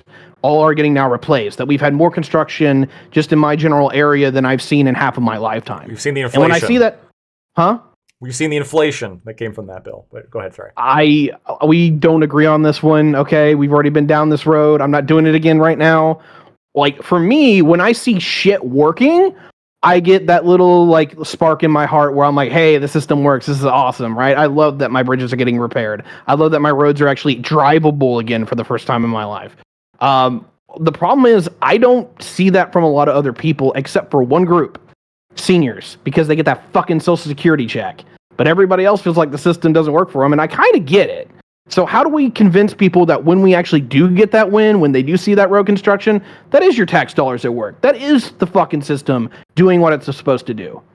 Well, I'd like to see the road. I live in Michigan. The roads are fucked. I'm actually so sorry for you, and there's a reason for that. It's called ice. It's fucked. I get it, tiny fraction of, like, the shit you pay in goes to roads.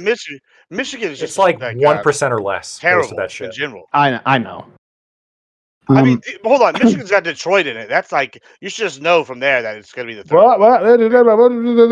No. I'm so sick of outside of Detroit people talking shit about Detroit. Come here for a fucking weekend. See all the white happy families walking around. I don't want to be killed, Howie. I don't want to be shot. I tried to buy land in Detroit, possibly to set up what do you call fucking? When he can't come over for a weekend because the roads suck. Well, the roads do suck. How's he going to get there? The city council in Detroit, like, kiboshed our deal when I was trying to buy land to build a clothing factory there, and they put a kibosh there. So Detroit's run by a bunch of liberal cucks who hate their citizens. Okay, all right. So let's move on from this. Come over here. Let me show you a good time, and then we can. I'm so sick of the Detroit slander. Okay, all right. So we're moving past this. Can I take back at that question that you asked at the beginning about religion? What'd you say? Can I take a crack at that religion question that you asked? I wanted to get back to that, but this was interesting. It was just this. There's this phenomenon. There must be a name for it, but there's this phenomenon where when you have an institution, even if you think it's an imperfect institution, that a large number of people are for, and then people start leaving that institution because they don't approve of certain aspects of it, or does it make sense to them, or whatever. If those people are the more logical people and they're leaving for sort of logic reasons, right, which is the case with religion, then the more that happens, the people that inherit that power that inherit all the power that comes along with the church become less and less logical themselves, right? Because you're removing the logical sort of pool of people from religion. And my argument in that earlier conversation was just that, was going to be that that we're making that institution worse, but it hasn't lost its power. So now, an increasingly less and less trustworthy group of people are going to be inheriting that power of religion, and I think, and especially now that we have one party that's starting to question the separation of church and state as a concept, like that's a tremendous amount of power to give people who are less and less trustworthy. Okay. So thanks all for that. We're going to go on to our next question. Guys and gals at home, if you've enjoyed this conversation so far, consider supporting the channel. Sub to the channel, give bits. The subs use our Amazon Prime / Prime Gaming here on the community. If you're on YouTube land, consider using our super chat.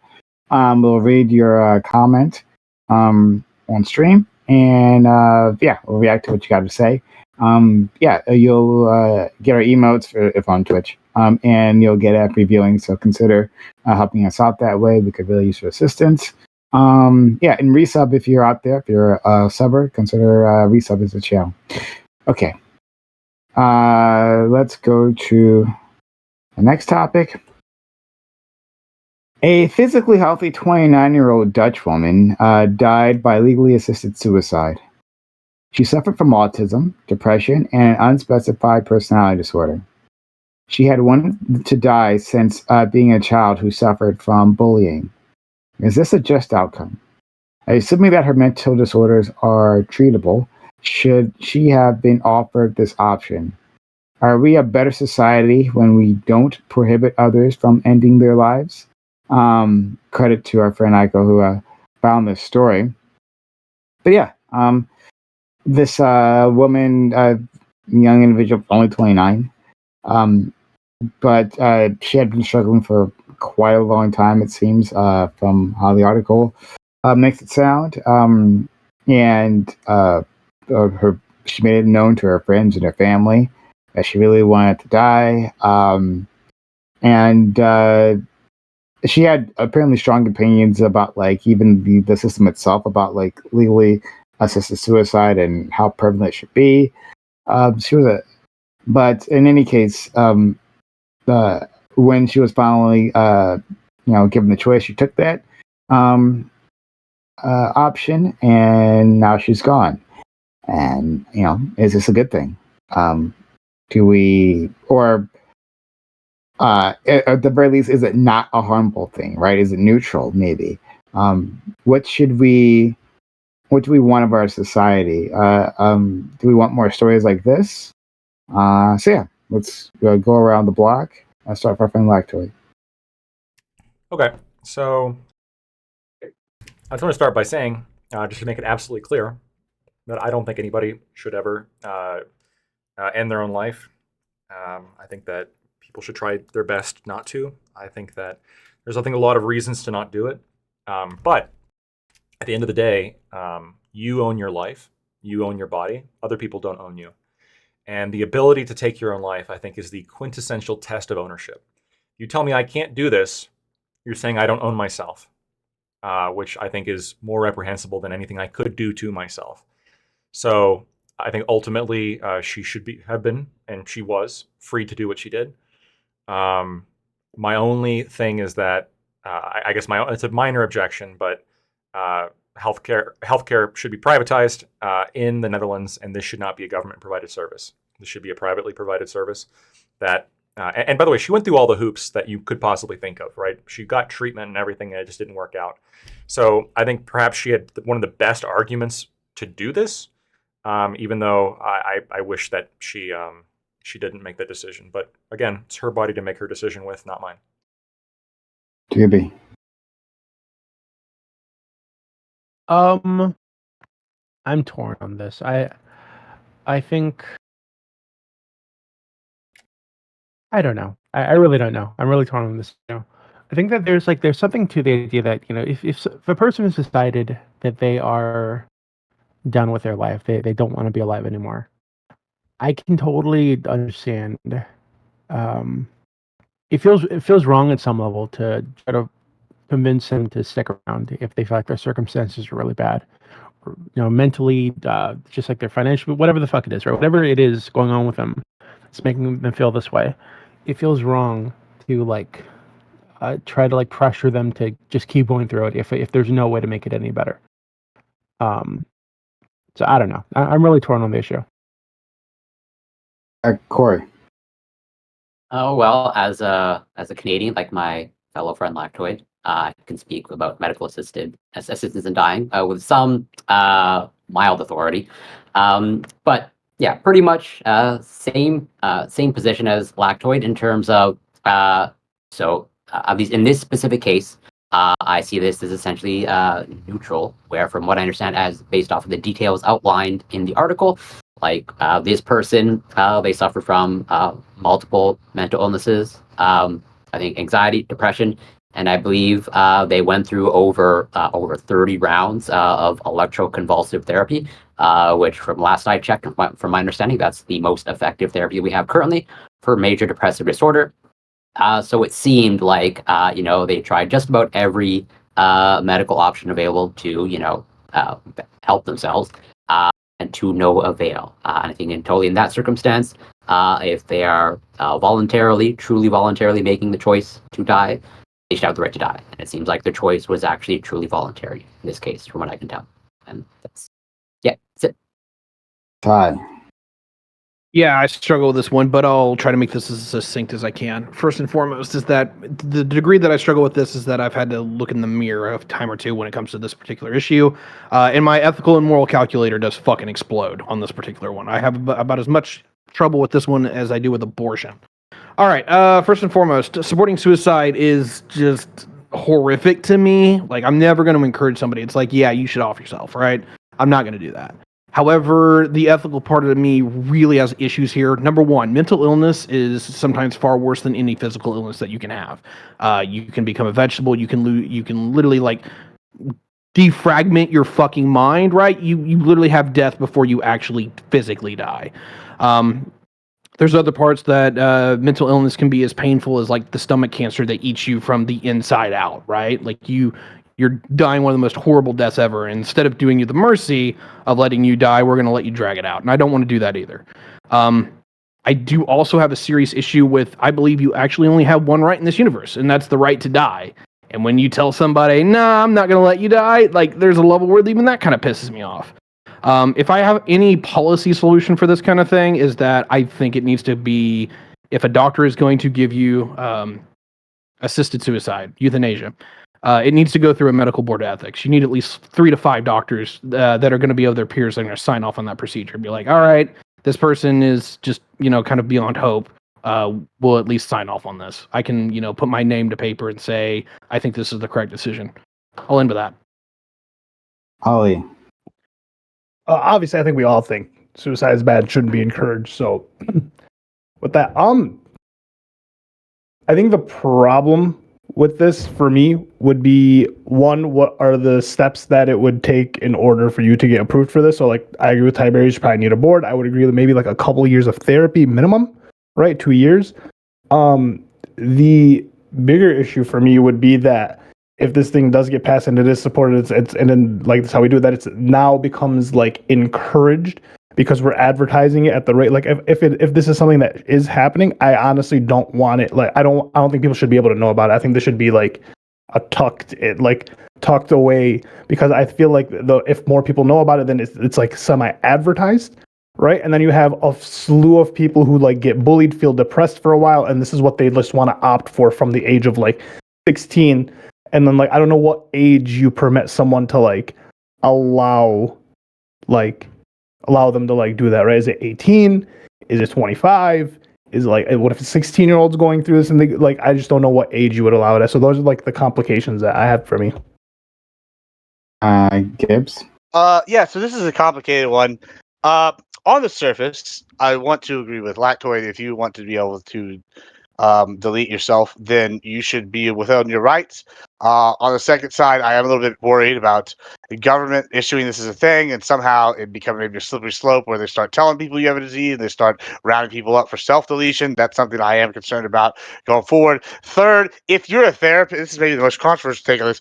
Therapists should not be allowed to give advice like, hey, use euthanasia unless they're willing to undergo that treatment themselves. These therapists that are doing this, one, they should be tried in civil court by this person's family because that family should be sad that their loved one is dead, and the therapist gave terrible therapy advice, if this was their advice, to say, hey, maybe off yourself, because I found an interesting story. I don't know if it was the one you linked or another one, where apparently the therapist even advocated for this to this patient. Fourth, I, in general, personally don't believe in suicide. I think it's weakness. That being said, there are some exceptions to this. If I get dementia, and it's getting real bad, guess what, folks? Either someone in my friends and family better take care of that, or someone better give me the means to take care of that. I'm going to disappear into the woods going hog hunting, only never to be seen again. So either way, I'm not going to die of dementia because I've seen that happen with my grandparents. I don't want that to happen to me. But I don't know. It's complicated in general. I'm not a fan of the government telling you can't do something, but I don't want therapists to be telling people to do this either. Aiko? Yeah, I thought that was interesting what you said about it because it's weakness. I thought the fact that it was weakness meant that you don't deserve to live. Like, I thought that was the meme, right? Like, that. No, it's that I don't have to pay for you. I shouldn't have to pay for their suicide either. I see. So as long as suicide's free, then you're okay with it. Well, as long as it's not raising my cost of my insurance or raising my tax dollars. But if they want to but if they want to like 69-cent shotgun shell and have a lead diet for the day, then I don't have a problem with that. Well, in that case, I'll roll that in to my intro because the argument.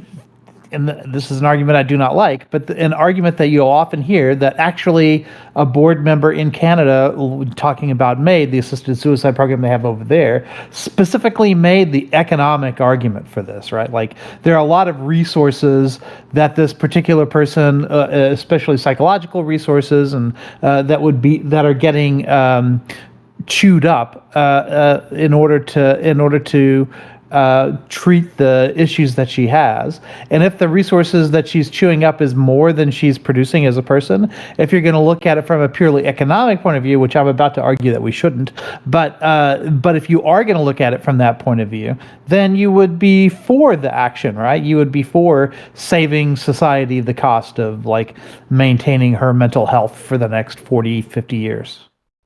But anyway, really the point that I wanted to make, though, is that this shouldn't be just an economic decision. I do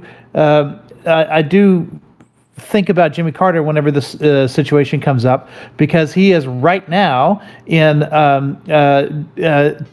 hospice care, and he's been in hospice care for over a year. Like it's been a long time, and he's consuming resources in his program that wouldn't otherwise be there. But if you value life intrinsically, which maybe we can make the argument whether or not the value of life is intrinsic or not, or whether or not the value of life comes from the pleasure that we receive from it. Like those are the two perspectives on that. But if you believe that life is itself intrinsically valuable, then the fact that the only years you have left to you in the case of Jimmy Carter, even if it's only 1 year left, would have a tremendous amount of value. In the case of this woman, we're talking about many years ahead of her that from her perspective have no value or even have negative value, because essentially she's being tortured for all of those years. And so she's in a lot of people might say in a worse situation than Jimmy Carter is, right? Jimmy Carter would like to live longer than he's able to, and she would not. For her, living is torture. So I think that's the perspective that she has on it. But this is different from her cases. The fact that her case is so different from Jimmy Carter is precisely what makes this sort of a struggle, because she doesn't, like I've been saying, we've had several MAID panels. I always say on the main panel that it's one thing to allow it, it's another thing to encourage it. And I think it was mentioned in some of the earlier intros here, I think Ali mentioned this, is the fact that the government is being involved in this in any way might be itself, it might itself constitute encouragement. And that's where I would have an issue with this, is that I wouldn't want anybody outside of the person herself to make this decision. And if anybody outside of herself is influencing her in any way, even if it's only tacit encouragement, that is what, in my view, is immoral. Okay, Hey, can I ask a question? Corey, are there?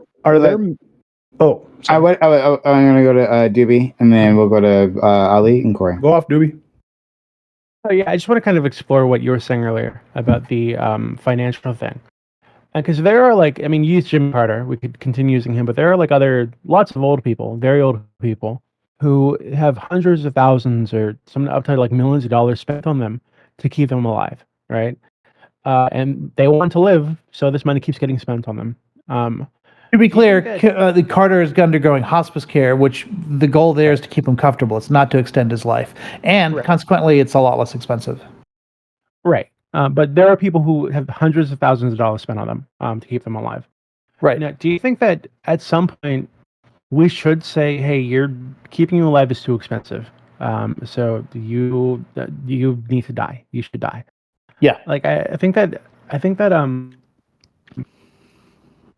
that sounds terrible. And I know we've had cases kind of like this, right, where people that are like on life support for like extended periods, and nobody wants to foot the bill anymore.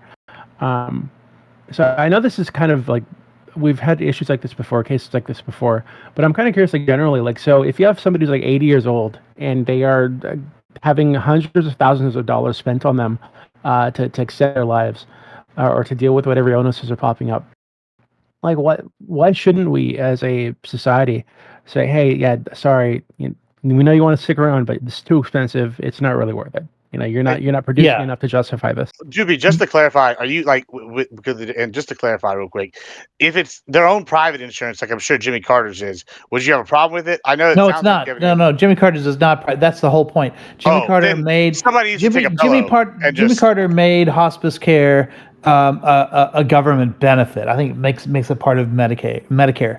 And that was one of his big achievements in his presidency.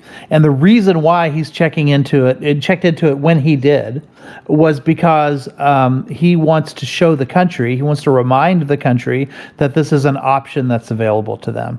That and to a lot of people, that might be the reason they don't off themselves, right? Because there's something available by the government that's going to ease your pain and make sure that you're passing from this life to whatever's next is as comfortable as possible, so that there's less to fear.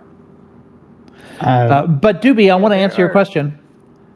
Yeah, go. I just want to answer your question real quick. It's not. Even the Catholic Church, which is probably the most extreme on this, even the Catholic Church would say that if you cannot, if you would naturally die without assistance, then it is not an immoral choice to allow death to come. It's actually what they call I forgot what it's called. But when the choice that you make, it's a prudential choice. It's a prudential choice. It's up to your own prudence. So it's not immoral to say this would eat up all these resources just to keep me alive. The church says you don't have to undergo extraordinary means in order to continue to live. Like, that's not what's immoral. What's immoral is if you have the natural ability to live and you choose to cut that short. Right. So I guess what I'm getting at is, like, so if we have a case where somebody, like, I think there are like even cancers that have there's like a monthly pill that's like $30,000 a month, right? For a pill. Right. You have like a certain type of like cancer.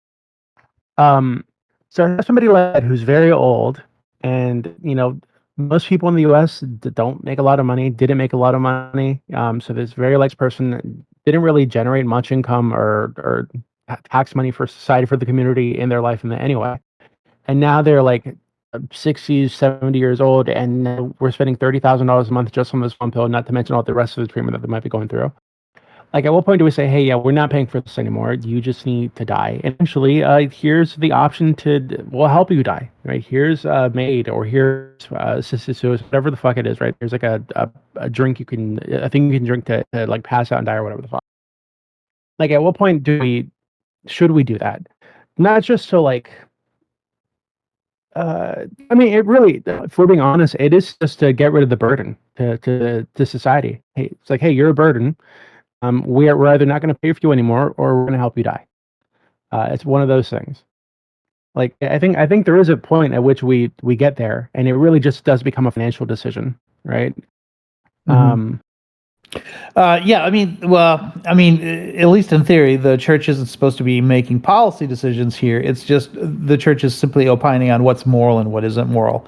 And the church would say that, yeah, if prolonging your life with this pill takes up X amount of resources, that then becomes a prudential choice. It's not immoral to choose not to take the pill, right? You can say no, like. I'd rather die or whatever. But at the same time, if you want to take the pill and you can afford it because you have resources for it or whatever, the church says that's also prudential, right? It's not necessarily immoral if you have the resources. Would you have an issue with it, with the government promoting it at that level? Right? So with the government saying, hey, 7-year-old dude with cancer, we're not going to pay for this cancer treatment. So either you suffer through the cancer until it kills you, or we will help you die.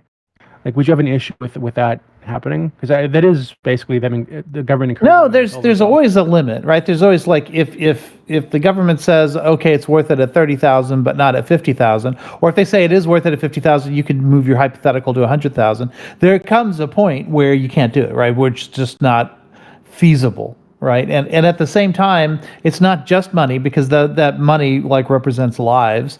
That money, if put in some other resource, would save more lives than it would save in this instance or whatever. All those things have to be taken into consideration. As distasteful as it may seem, we don't have infinite resources, and the government has to figure out the best way to use its resources. And as inefficient as government is at doing that, it can always get worse, right? You can always make a less efficient choice. So yeah, I don't have a problem with any of that morally. Okay. Let's go to Ali, then Corey, and then Gibbs. All right. Yeah. Okay. Well, just quick for Doobie. I would wonder why so the pill's $30,000, right? Which is going to tie into my question for Corey. The pill's $30,000 because the pharmaceutical companies can charge X amount because they're claiming the money for research, so on and so forth. So to us, the pill costs this much, and I'm never going to be able to argue against pharmaceutical costs and research and whatever, so on and so forth. Well, what if you have to kill a unicorn in order to make the pill? Right. By which I mean, what if the resources required rare ingredients in it? Yes, exactly. Yeah. Yeah, so I'm never gonna be able to argue it, but that was gonna be my point with Corey. So with MAID, are there MAID advertisements in the same way that there are antidepressant advertisements? Is there well, first of all, what would the side effect disclaimer be on one of those MAID advertisements? You get what side effects may include living because it goes wrong. As opposed to, sorry, did you have more to your question? Sorry. Well, no, it was literally just that. Are there efforts to advertise this as a medical treatment because it's supposed to be a medical precedent? You might be surprised to hear this, but the United States is sort of an outlier in terms of allowing pharmaceutical advertising. That was in Canada and most other developed countries, you can't advertise pharmaceuticals or any sort of healthcare, at least medications. Yeah. And that includes there's no government advertisements for MAID at all. Because in America, for SSRIs or anything like that. I feel like in America you'd have MAID pharmaceutical reps, and they just be going around to doctors and therapists and being like, hey, listen, so you have a bunch of patients that have been on these antidepressants for a while. You should really push this treatment. This treatment seems to be working for everyone, right? It's curing a bunch of depression. There are no complaints. There are no complaints afterwards. No long-term side effects. They don't have to it's a whole. I feel like that's what would end up happening is you'd have MAID reps going around and just to give points, a slippery slope of just. In Canada, there's no advertisements about talk to your doctor about Viagra. There's no advertisement about talk to your doctor about MAID. All right, cool. Well, then wait. Well, this story was. Well, the story was in where it was in Sweden. You guys said I didn't really read the whole. In the Netherlands, I believe. Netherlands. Oh, okay. Which They has shouldn't be which has a advertising. long history of like letting people off themselves Those Scandinavians. and prostitution. There's a There's clearly less link with this. there. It's the advertisement of, you know. Corey? Well, first, just a sort of a commentary of like, I want to point out, let's say, the false dichotomy that even the article itself has in the title of like physically healthy Dutch woman. Last I checked, I'm not a neurologist or expert, but I believe the brain is part of the physical body. And that this dichotomy between physical health and mental health is kind of it is a false dichotomy. But Doobie, you said, I believe in your opening statement that you're sort of like on the fence, you're torn. Is there something specific that you're torn about? Yeah, What makes you torn about it? I think my own personal experience with suicide. Not that I've ever been suicidal, but just I've known people who are suicidal. I've known people who killed themselves. And I think I've told you guys before about just like a couple years ago, 2 or 3 years ago, I walked in on my mother trying to kill herself in the garage, and that was like that whole experience is it totally like opened my eyes about a lot of things, right? I got a weird text from my mother. Drove out to their house. I wouldn't answer the door. I jumped the back wall, and she was in the garage trying to hang herself. And that was like, so when I was like untying the noose, the noose that she'd made, and she was telling me that she was going to kill herself anyway. And I knew my mother had a very, very, very fucked up, very dramatic childhood. Lots of abuse, sexual, physical, like all types of abuse. Went through the foster care system. Really bad childhood.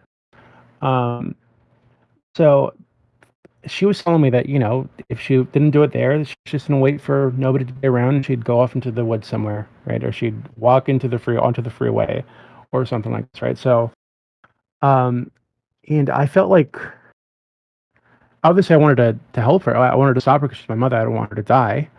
But I couldn't help feeling like I was being selfish in stopping her. Like there was something selfish about me saying, "Hey, yeah, actually, I know you're basically living in like torture because of all this like mental anguish you've got, and I know you've gone to therapy for a few years, and she even went to like inpatient like mental health wards and shit for like different like a month at a time over the years, and so she's done a lot of shit to try to fix this. It's not fixed." Right, so like, there's something selfish about saying, "Hey, yeah, I know that you don't want to be here anymore because you're in pain, but sorry, I won't be here, so fuck you." Like that just feels wrong. But that was a couple like 3 years ago. Now my mother's fine. She, we figured out. We had like a whole thing with the family. We figured out where the sticking points were, and we worked on ways to fix that together, right? And now I think she's doing a lot better. She hasn't had any issues like that in a long time. So. Is it like, but I know that's not the case for everybody. A lot of people don't really have that support. Things just don't get any better, right? They always feel like shit, and they always want to die, and we can't really, from the outside fix that for them. So that's what has me torn. It's just like, how do I tell somebody like, "Hey, there's hope, you need to stick around," when I don't actually know that, and for every day that I'm trying to pressure them not to kill themselves, they are suffering. I'm basically saying, "Hey, suffer because I'd feel bad if you died." And that's what makes it feel strange for me. Yeah, that's understandable. Totally. Well, yeah, thank you very much for sharing that. That makes your position much more clear to me.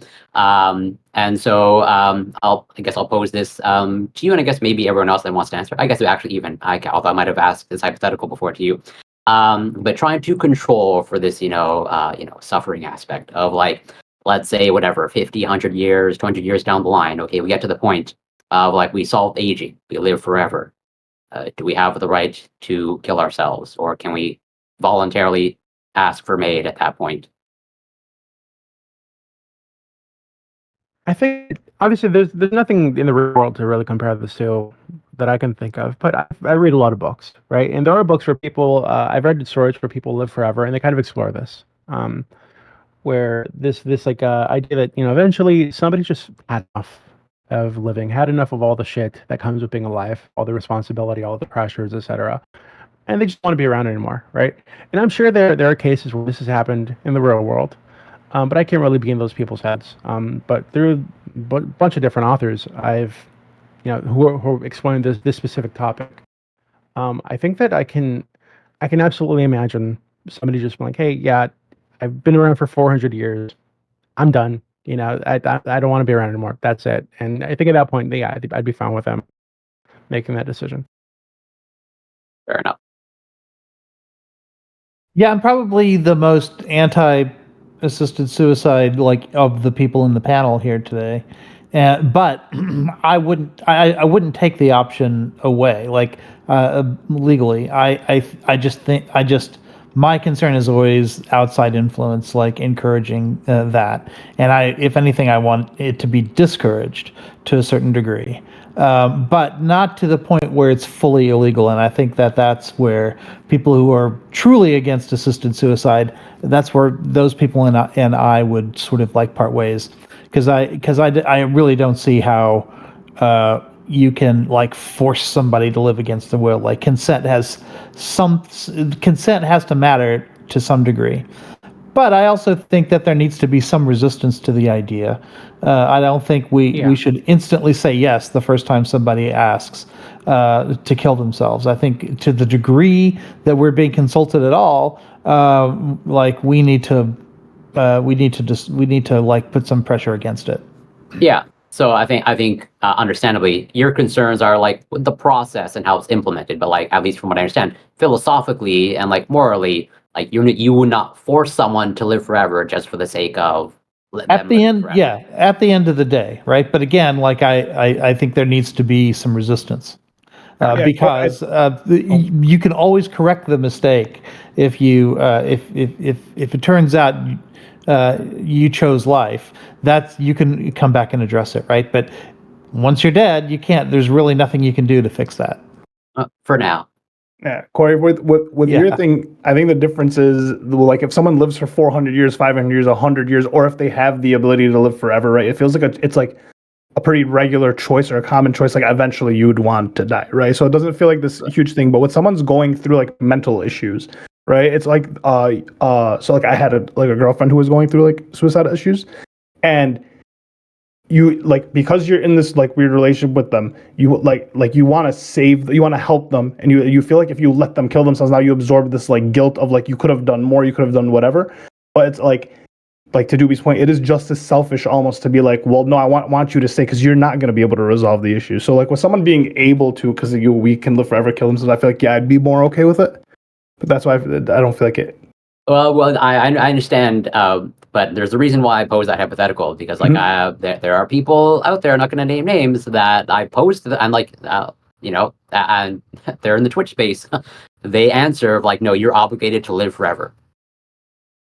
And I think that's unpalatable for understandably most people. Yeah, no. So I think I know what you mean. So I want to jump in here, if y'all don't mind. This is the issue I have with this, right? And this comes back to your talking about Jimmy Carter, the hospice, that shit's disgusting to me, right?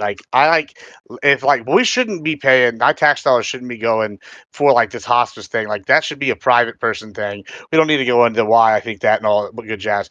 But this is something I'm concerned about, and this is why I brought this up earlier. Therapists should never be allowed to advocate for suicide, or whatever, because the reason for that is you would think therapists are in the medical field to some extent, or are in the medical field. The whole point of medicine is to help somebody get better, right, and extend their quality of life, make their quality of life better. If we have them advertising, and this is maybe where I'm okay, I would have an issue with maybe one capitalist thing. This is why I'm not a full libertarian. I would definitely make that a law where the therapist can't recommend this, right? They can't say this is your option. I would even say maybe don't tell people this is an option. And I also wouldn't have necessarily a problem with their private insurance paying for a maid or something similar. That would be fine. But when we start having the government pay for it, that's an issue. It's just look at the death penalty, right? They have made the death penalty outrageously expensive in these states, shows government inefficiency, and then they have the audacity to say something simple putting two in the back of somebody's head is cruel and unusual when it's an instant death. That's outrageous to me. It's disgusting. And I can see the government doing the same thing where, they're in hospice, or they're in whatever, and it's going to start being all this expensive stuff. Whenever in reality, instead of having Jimmy Carter doing a maid or whatever, all he really needs is a nurse to come up to him with a pillow and just, and then that'll be the end of that. And that's way cheaper. That's free. Like, I don't what's understand. the cost of maid? Yeah, like I don't understand. Like, so I think the economics is a big deal. Now, once again, if I get dementia and I decide that, hey, I don't want to, like, and I've said this many a times to my parents, my friends, my family. If I get so bad in my dementia that I don't know what I am or what's going on, listen, turn me out, drop me off in the wilderness somewhere where I'm not going to get back. That like let the cows take care of me or whatever take care of me. Like maybe just give me a shotgun and say go hog hunting this weekend. If I know, and then maybe the pair of lucidity. I'll try some lead diet. All these things, like that's fine. That's cheap. That's government's not paying for it. I'm not paying for it. That's okay. I have a problem with the government telling people what they can and can't do. And I do have an issue with therapists who are supposed to be helping people saying, oh, you know how we help them? We go, ha!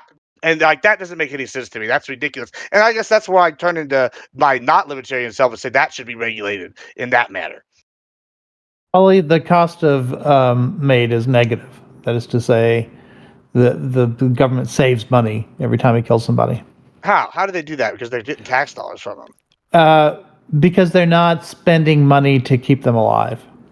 Like, well, okay, but what if it's but it's a medical treatment like any other, right? So like, wouldn't it be like the cost of the drugs, and then they could just, make it like $100,000 to go through maid, but then insurances are covering that cost. Yeah, I mean, it's one thing if it's insurance. That's what I was wondering. Private people are paying for that, right? Like a private person's paying for their insurance, and then you can always pick a medical plan where my insurance covers me. Now, I don't know why insurance would ever cover that, because the whole point of insurance is to guarantee something doesn't happen, or like if it does, you're covered. So I don't know so why when insurance, I don't know why they would cover maid in that situation, but like I don't think you can even argue the economics thing when they're like, they're gonna go, oh, I want this humane way of being put to sleep slowly, and it costs whatever. We had to build this machine.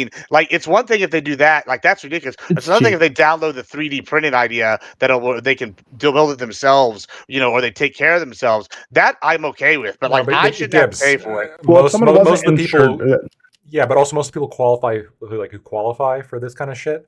They're not the kind of people who are by and large working full-time jobs or like actually contributing much to the tax base. Well, listen, we could just turn them to cannon fodder and send them out to like take over a country or something. Like I don't know. So I actually hate to admit, the same thought did pass my mind, because I remember during Fukushima, they recruited old people to go clean up the radiation. Yeah. Because when the radiation actually hits you, you were going to be long dead anyway because you're really old. So I almost wonder if like we can't. It sounds weird, but like, what if we say, hey, maid patient, like, we need you to like go in this reactor core and like clean some shit up, and then and then we'll let you go. But like, what do you say, right? Like, why not give it a shot? You're gonna be dead anyway. It's kind of a reasonable option for me. I don't know. Yeah, I mean, like I don't have a problem with that, like at all. Like, I mean, that's the perfect kind of scenario in this situation, like where they can do it. It's like, saving people money, taxpayer dollars. It's eliminating them. They're dying, so we don't have to pay for them in perpetuity. They're actually helping clean up a natural disaster. Japan has some stuff figured out. It took them 2 nukes to get them on the right path, but hey, this is a case where they had figured out. Just send the old people to war. Put them in the that's front what I'm lines, saying. get rid of Put them them first, or right? the depressed ones. Like if they're so depressed, waste some bullets from the other side. Let them be a bullet sponge. Like I mean, waste some bullets from the other one. There you go. I think you'll have a hard time convincing them that being a bullet sponge is somehow better than just putting one in your own head. Well, right, that's fine too. You guarantee there's no pain, right? There's the amount of time. It's literally like it's probably the most humane way to. Yeah, so that comes back to the death penalty thing. How is if that's the most humane way to do it is eat a shotgun, then how are we going to sit here and talk about the death penalty and be like, yes, we have to spend $30,000 on 3 different drugs to slowly put them to sleep, and then the people that have like gone through it and like I guess the rare situations where they didn't work. I'd much rather execution by firing squad. I agree. Like I mean, why aren't we doing that? Like if it were me, if you give me the choice, there are people who want to choose that. Cinder blocks to the ankle, throw them in the ocean. Same kind of thing. I don't understand the issues here. Yeah, why can't we just have like 2 wasn't there like somebody giant a couple bricks? years ago who did choose that? They asked them how they wanted to go, and it was firing squad was still in the book somehow. Like nobody. Oh, it was the electric chair. No. I think it was Kansas. Then they brought back. It was some Midwest state like Prairie State, and they just recently had brought back the firing squad, and then somebody elected to do the firing squad. Oh, The so it was a recent thing where they added. The only okay, issue I have with didn't the Fire Squad is that people are going to sit here and like they're like, oh, I don't want to be the one doing it. And that's why they give some people loaded guns and some people don't. So they always have that idea they didn't shoot them or whatever. I get how that could be wearing on mental health, but there's plenty of people. I guarantee that wouldn't have a problem being the executioner. Like let's let people sign up for it like any other job. And I'm not saying those people are mentally healthy, but if they want to do it, Like a let them do it. self-report. We I'm should just willing hire to- No, I mean, within the prisons. Hey, listen, if they're a serial killer or they want to be a serial killer, Yeah. and guess what? And they instead of killing people on the outside, they sign up to be the executioner. You know what? Hey, at least they became a healthy member of society then, and we eliminated criminals with death penalty, and we saved taxpayer dollars. I don't see an issue with that. Like that seems like a good solve. Yeah, to We be can clear, I'm against the death penalty, but if I were for it, I would think that firing squad would be the most humane way to do it. Yeah. Okay, so you guys have been weird. We all agree. We could do pigs too. I'd be okay with that. Well, so do you like to how serious were you about the nuclear radiation cleanup? Kind of. Like, I'm kind of serious about that. Like, there's jobs that are very dangerous, and for people who are like kind of wanting to die anyway, they seem like apt choices. Like, maybe we can suspend their OSHA requirements, like for temporarily or something. I don't know. Like, there's something. I'm just trying to Well, OSHA's evil. You know, Are you trying to find a utility? I'm trying to find. Yeah, I'm trying to find. Die. Yeah, exactly. I'm trying to find a utility for like people like they can go work on like the oil rig. Minesweepers, right? Like just and don't give them a metal detector. Just tell them to run across the field. Yeah, So like is that one this- scene from Rambo. Except we just have like the old people. Earn the right to die? No, we like should just have a Hunger Games. I'm saying we ask them, right? Oh, I'm okay with that. Ultimately, I'm standing my Gladiators. position that like people, you have a right to your life. You can do what you want. Oh my god, old gladiators, like senior gladiators, I like that would idea. a lot. watch die that. in glory. I would pay for I'm gonna ad give you that spots one. on Is Is this what the as well. peasants think about all day? Is how can we just fuck over the old people? Like I just said, Yeah, take that's- away their social security, and that's good enough. But Well, once we No, take away we their need social them- we need them security, to fight. then they're going to be financially pressured into being gladiators, and then we have an Yep. ample supply of gladiators. So taking Right. the I thought they theatrics would away just from move in this the basement. But what? Okay. Prime, if you go back and you look at that decision to put older people at Fukushima because they have fewer like years ahead of them, like that sounds like a rational. Like if you're going to be sacrificing lives no matter what in order to clean that up. Doesn't it sound rational that you would pick someone in their 60s over someone in their 20s? I don't know if I would pick, right? Like I would here's an offer, right? Like we need people. One, I would make sure people are highly paid. Even if I thought they were going to die, I'd make sure they're highly paid. And then, if it was a guaranteed death, make sure that money go to whoever or whatever organization they'd like to send it to. Would you prefer if it because was they're the doing older us a people? service. But beyond that, right? Like, if I wouldn't go to like old folks' homes, like, hey, we got a job for you. I put out a general call. Whoever would like to take that call can do it. We do have protective equipment for going into hazardous places like this. So I'm not sure if it. I mean, depending on where exactly you're cleaning up. If we're in the core, well, then yeah, you're fucked. But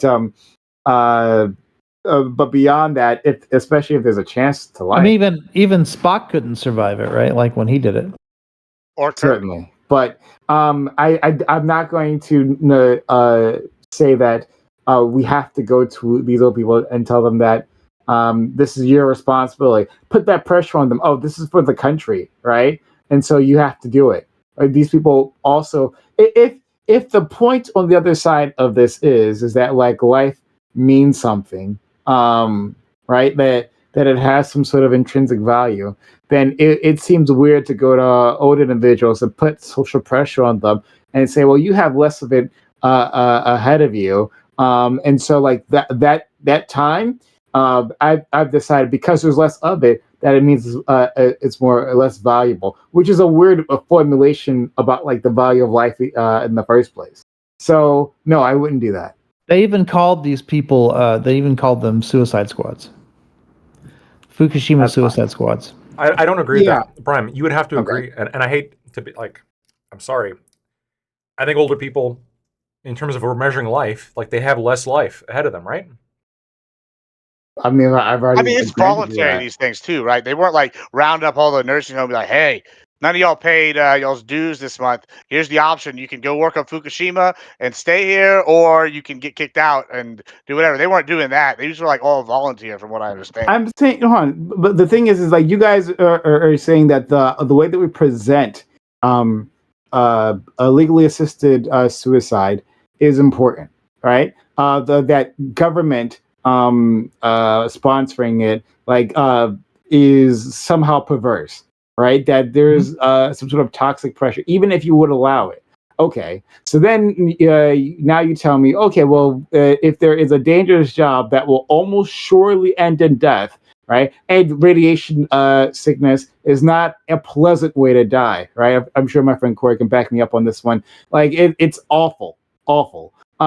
And then so you say, well, it's fine if the government shows up, right? Targets the elderly, and for the sake of the nation, you've got to do this. That's okay. But the government simply advertising that, legally assisted suicide is an option, that's not okay. I don't know how you guys can even reconcile that. Prime, can I ask you? Hold on. So how do you apply that to, let's say you're on the Titanic, right? What is it they all said? I was gonna do Women the and children exact- first? Yeah, exact same Right? question.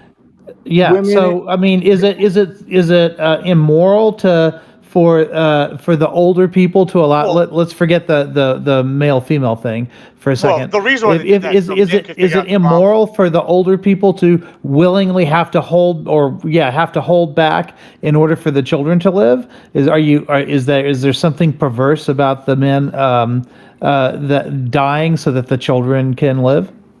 Multiple things here. One, I watched I'm not sure if you've seen the channel. It's a good channel called Today I Learned, right? It's a popular channel. And basically, like, people ask questions, like random questions, and they like do a deep dive into these things, right? One of them was on the women and children first, right? This idea. This idea is not as widespread as people think. It got popularized in American media, especially with like the Titanic.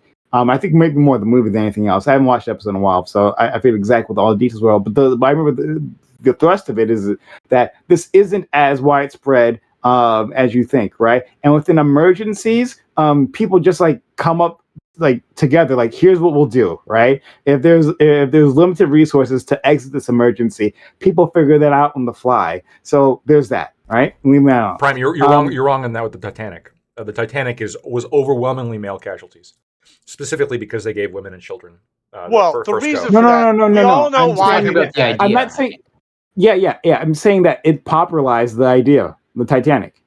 Yeah, but that's No, like it's a women good. should It's a prefer- good thing to prioritize children for survival, right? No, No, the reason why they did that, Blacktoid, is because they wanted the men there so the men could figure out how to solve the problem of the Titanic without the women and children bitching. That's what the problem was. Yeah, That's they're what gonna why they solve sent them out first. That's why in any They're of gonna these go scenarios, patch it's it up. always Yeah, they're gonna roll You up know, their or- sleeves. or- Gonna or- go or- put it back or- together or- again. empty the There's an water example. out. Listen, there's an The example of a experiment man failed, who's Gibbs. The experiment failed. The No, men failed. no. See, there's an We example should of have a kept man the who women and figured children out. on to solve it. No, the women there's stayed a- on and bitched too much, Corey. That was the hold on, problem. They were there for there's too a man long. that figured out how to solve the problem on the Titanic. He literally got so wasted that his body temperature was high, and it was the baker on the Titanic that when they pulled him out of the water, they said they did the medical exam. I'll post that thing here. He survived because he was wasted. If all the men had just got wasted after they got their women off, they could have probably told some good stories as the ship went down, and they would have probably all lived. Instead, they all died of hypothermia. Yeah. Okay, The more first of all- drunk you are, the easier it is to get hypothermia. Just to be clear. Well, You're not I'm gonna actually post an warmer. article. This is what a double doctorate does for you. No, hold on. There's an So- actual article about this where the guy survived because he was drank. So what I'm imagining right now, with Gibbs' comment, is like a bunch of men, right, with dad bods, like Hey, holding a beer, right, looking at like the gushing a hole into the side of the Titanic, talking about the best way to fix it. Like, oh, if I had my tools here, I'd be able to knock that out. Anyway, moving past that. So Lactoid, the point Hold the I was saying flashlight. is that Hold it still. Yeah, hold it King of the still. Hill. Oh, you're not doing it King of right. the Hill That's on why I can't get it Titanic. done. 100%. So Lactoid, what I'm the point of the story of the episode is that there were specific moments where this rule was in place, right? The women and children first was in place, and then that was like popularized, and then that became like people thought that, well, this is just the way that it's done, but like there's a specific beginning to this rule, and there's only been a few moments where it's actually been used. But like if you talk to experts on like how these situations unfold, like in general, right? When emergency happens in such a fashion where there's like limited resources to escape, this is like people just figure out on the fly, right? So it could be instead like not the women and children first. It could be the injured first, right? Well, let's get the injured out of here. And then anyone else, the able-bodied people, will come last, right? Well, you're forgetting. Like back then, women were worth dying for, right? So like there was a different calculus. Now, who gives a fuck, right? It's kind of they're right? feminists, right? So I mean, right, yeah. Now it's just it's free for all. Well, equal rights equal that you can. Exactly. You want equal rights? Now we're equal. There you go. Prime, that solution really just sort of puts off the question because there's still among the able bodies, there's still men, women, and children. So you still have to make that division. You're just saying maybe you prioritize the injured first. But within that prioritization, like there are always going to be other prioritizations. And that's why you use the all else being equal measure. All else being equal, you're going to prioritize the children over the adults, right? I would. What I'm saying. Well, go ahead. Sorry. I would. I mean, that's my answer. Like, I'm gonna prioritize like younger and healthier people in these kind of like trolley scenarios all the time, right? Yeah. Maybe if there's a injured adult, then that person like gets pushed forward because of this distinction that you're making, right? But that doesn't mean that all else being equal, you don't still prioritize children over adults. Yeah, but the situation that you guys are talking about, one, isn't even the same as the Titanic. There is no sinking ship. This is a disaster zone. You're actually sending people in, right? Rather than a disaster zone, you're exfiltrating people from, right? So to say, well, this must be the same. We can tell these old people, right, that we need your help for this thing, so you should die. Right, that you should take this. Now, I'm sorry, we're not going to force you, of course, right? Of course not. But we're going to apply social pressure to you guys now. So if you thought again, if you say that it's some sort of toxic pressure for the government simply to advertise, but they're trying to get made at Prime. They're trying to off themselves. Like they don't want to do a dangerous task.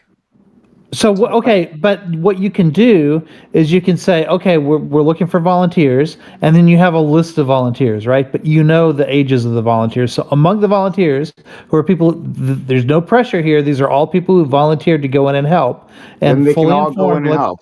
So you want to kill the maximum number of people? No, hold on. So we have a job to do.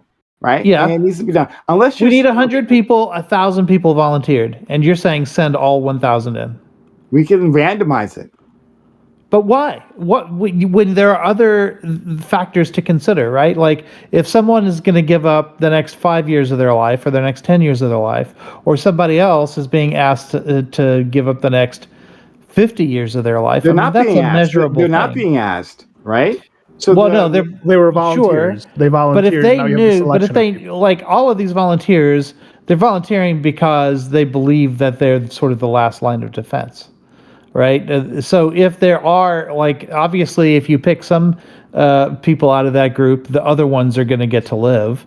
I think it's reasonable to. I'm not saying it's the only factor, right? Like if you have a young person who's trained at doing these kinds of cleanups, but under less extreme circumstances, obviously, maybe that 25-year-old should be picked because there are other factors that outweigh just the age difference, right? Because maybe that person is capable of doing a 3 times more effective job than an older person. So that's another factor. We're not talking about this. That's why you do the all else being equal thing, right? Because you know that there's going to be other. Take this farther? Okay, all right. So why don't let's look at the jobs they perform. Kidney Right? Well, I donations. mean, there's a blue collar worker here, and then there's a CEO. I mean, one person I know what Lactoid thinks about that. Yes. One person here is less valuable, right? So why don't we go by take another Lactoid argument? Why don't we just go by actuarial tables, right? Because they decide or like value to society. We right? do. Well, Yeah, like for example, like you had like somebody who's going to cure cancer tomorrow, and then like compare that to somebody who's like, I don't know, a sex offender. You're really telling me you're not going to like? There's obviously a priority of importance here in terms of like saving a life, right? They're not equal. They're not equal people. We use these actuarial tables all the time for these sorts of things. We use them for deciding who gets a kidney, right? There's more kidneys, or there's more people who need kidneys than we have available kidneys. And so we look and we say, okay, are we going to give this kidney to an alcoholic or part of a liver to an alcoholic? Or are we going to give it to somebody who isn't one? Or are we going to give it to someone who has had certain diseases that would like make it less maybe it would last for 30 years in this person, but it would last for 50 years in this other person. All of those things get considered. We don't randomize that.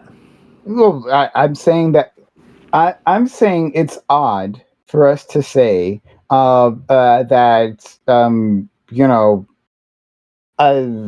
which I think all you. Oh, Ali is the youngest one here, I think. And which is why he's not on screen. Yeah. He was saved. But to say that, well, his life is inherently more valuable because there's more of it, right? Let's pretend, and Ali is, as far as I know, isn't this? He's a upstanding individual. Let's say that he was strung out, right? Some strung out drug addict, and we say, well, this person, because there's more of his life, is more valuable than Aiko here, who is a teacher providing value to his community, right? Or let's say that Aiko has grandkids, because he looks like he's old enough for that, and they are like he provides great emotional support for them. He enriches their lives, but he only has 10 years left, and so. Ali has 40 years left, or whatever the calculation is, right? And to simply weigh it by that. Now, you're saying that there's other calculations, but in the end, you're falling back on there is a number here, right? There's a number of years, and so that should be our main calculus. I'm saying, hey, let's let people right. I wouldn't even say the main calculus. You could say the first 100. So you're asking me, like, there's 1,000 people, 100 spots. The first 100, you get it. Yeah, so this is why I said all else being equal, right? Like all of those other factors have to be calculated in too, right? And some of those factors might be more important than the age differential, right? Like some of the ones that you mentioned, or I even mentioned one, right? Like somebody might be more skilled, and we might need them like in that room at that time or whatever. But when you do the randomization thing, what you're saying is that none of those calculations are important. None of those calculations matter. Then we don't have to do that. 1 second. Soyadel, thank you for the 100 bits. Said that. Lactoid, that's how we got Godzilla. I'm guessing we were talking about radiation at some point. Fukushima, Fukushima, indeed. But okay, then the first 100, we'll say the first 100 people to sign up, and you get to go and die. Why not the poorest 100? Why not that? Why not? I don't know. I don't. It's just weird that we're saying because you have less life, that like I don't know, like I don't know how to necessarily judge the value of these lives. But you guys seem sure that you can, right? So I'm saying that Not me. Yeah. Well, you guys really think a 20-year-old and an 80-year-old, all else being equal, you think these two people are equal in terms of importance, in terms of value? The 80-year-old's going to die soon. Like here, let me ask you this: would you buy milk that has a month left till expiration, or milk that expires the next day? Which milk are you buying? Are you saying people can be Are reduced to milk? all milks equal? Milk- You're just gonna like close your eyes and grab whatever milk's in Wait, front of you? do we consume people now, or are you advocating for No. cannibalism? Here, Oh my God. roll with the example. Okay, you're wanna obviously engage going to with this. prioritize like the milk Soylent that has like Green. a longer time to like last because it's more valuable. Because there's a time preference to all this shit. That's not the only factor to consider here. Like I get your point, right? I don't think it's a bad point. The issue is that humans are very, very multifaceted, and I think there's many different forms of like strength and prosperity and vitality and all that shit, right? So like what would be the overriding factor that would make me say, hey, that 80-year-old is more worth saving than a 20-year-old, right? Well, does the 20-year-old have cancer, right? Yeah, that's why it's all else equal, right? If they have cancer, Okay, sure, and then they're less. Right. And then more importantly, though, is like, you know, how many people rely upon that 80-year-old? Yeah, he might be around for 6 more fucking months, but that guy might employ 1 million people. Like, there's, like, I hate the idea, actually, that, like, humanity is equal. I really do. The problem is that whenever anyone takes that shit, they tend to run off into the supremacy doctrine of that. So I can't square the circle for a lot of people here, but I think it's very apparent. Hold on. Well, it's also true that we'll probably make mistakes in prioritization, right? Even if we do come up with the right spectrum to measure, there's gonna be stuff that we miss. We're gonna find out afterwards that, oh shit, the consequence of that person dying was a lot worse than we thought it would be. I need you to answer my question before directly, right? Like, you specifically had a problem with government putting pressure on, or even advertising, right? Right. Like this. So then how can you say that Lactoids Radiation Suicide Squad is Lactoid's idea, not Japan's idea. Lactoid came up with this. Right. That this is somehow ethical. Because it's for the same reason why you might ask, why am I for the death penalty, but I'm fine with soldiers dying in war, or whatever? Because it's what it is that you're trying to accomplish with the death, right? Like death in war is unavoidable and can often be used to, at least ideally, it would be a superior scenario to not fighting it, right? Like if we didn't enter World War II, and you have let's say the Holocaust was allowed to complete itself, that would be a worse scenario than going into the war, one might argue. Even though people on your side die when they go into that war.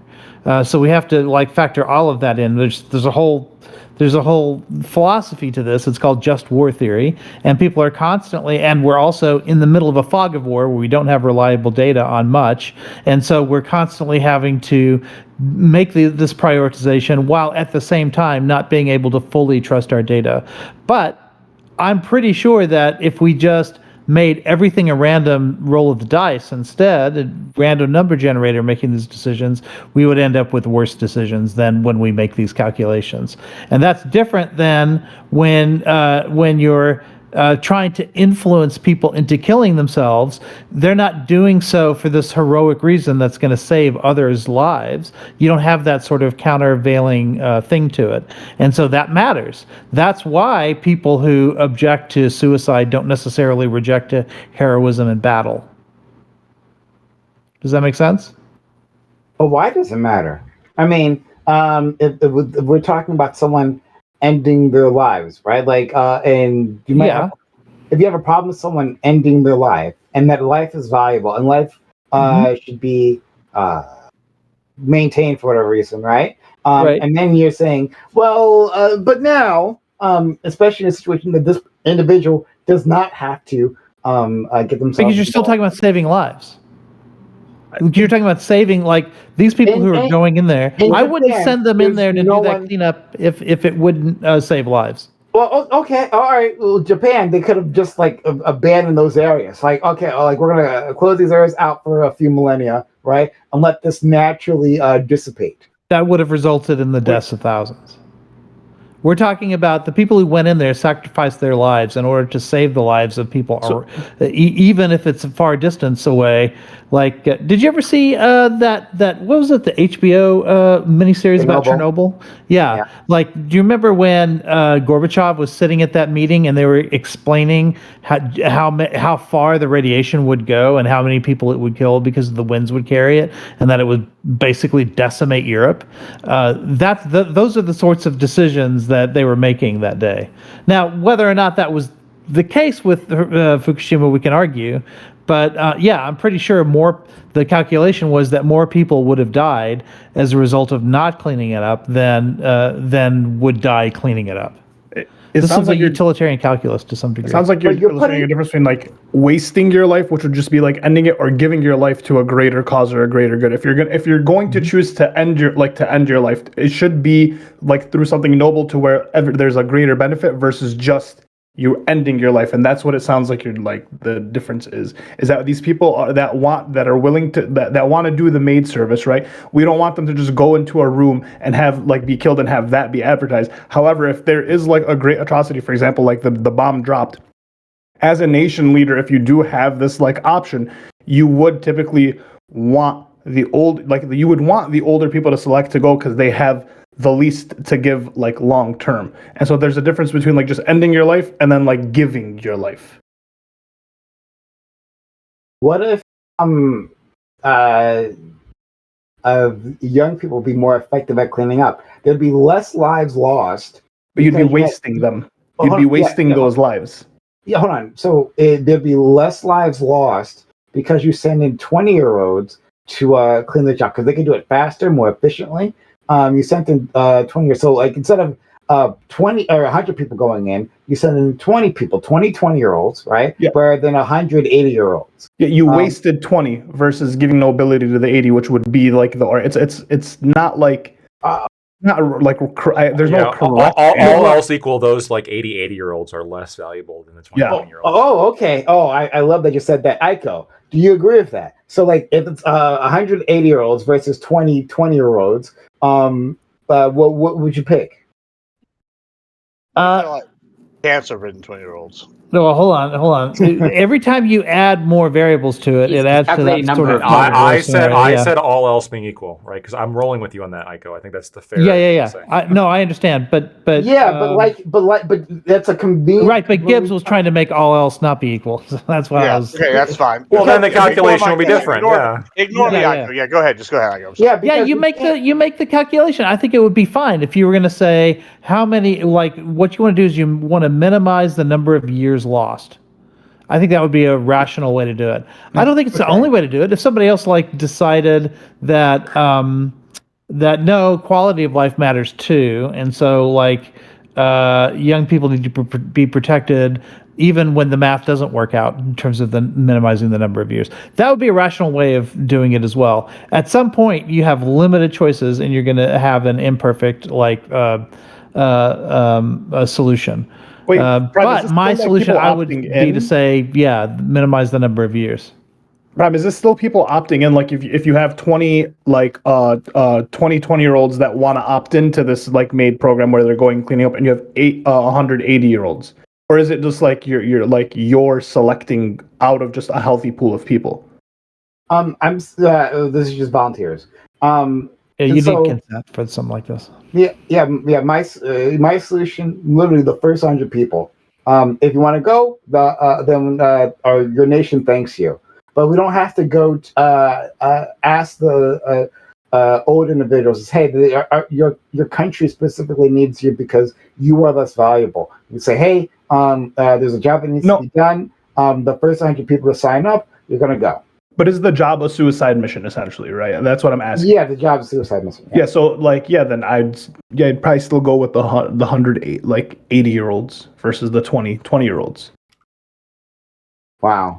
I mean, I think that's a perverse way of looking at it, but I guess we'll just have to agree or disagree on that one. Anybody here seen Independence Day? That movie Independence Day, the alien invasion and all that. Great movie. Yeah. Anybody remember Russell Case, the drunken pilot who has a crop duster? He's like, I'm back. Yeah.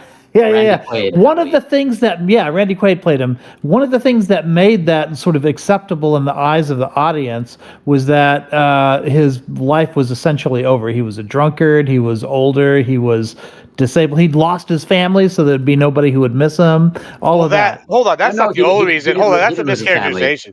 Yeah, part of he sacrificed himself for his family. Yeah, and his family didn't want him to do it. Yeah. Remember, because they said that, oh, you could keep living, or his family didn't want him to do it. The reason why they found it acceptable is because the end, he was proven right that he was abducted by those aliens, allegedly, and he was back to give his revenge to those bastards. That it wasn't because his life was over. That's a no, but a lot of it had to do with his life kind of was over for that. Like he was, because he couldn't get over that one thing that happened in his life decades ago. But also his action gave his life meaning. You know what I'm saying? Like I'm the one taking these bastards down, right? Like at the end, like I got a completely different vibe of it. It was literally, he had literally the last weapon. The weapon didn't fucking work. There was no other option, and it's like, all right, do you fucking keep doing what you're doing, or it's like, do you come? Yeah, you're right. If he was 20, he probably still would have made the same decision, or it would have been the right thing to do to still make that decision. The dude would literally be a national hero if that was actually something that happened. But the audience, right? But I'm pretty sure the reason they wrote his character the way that they did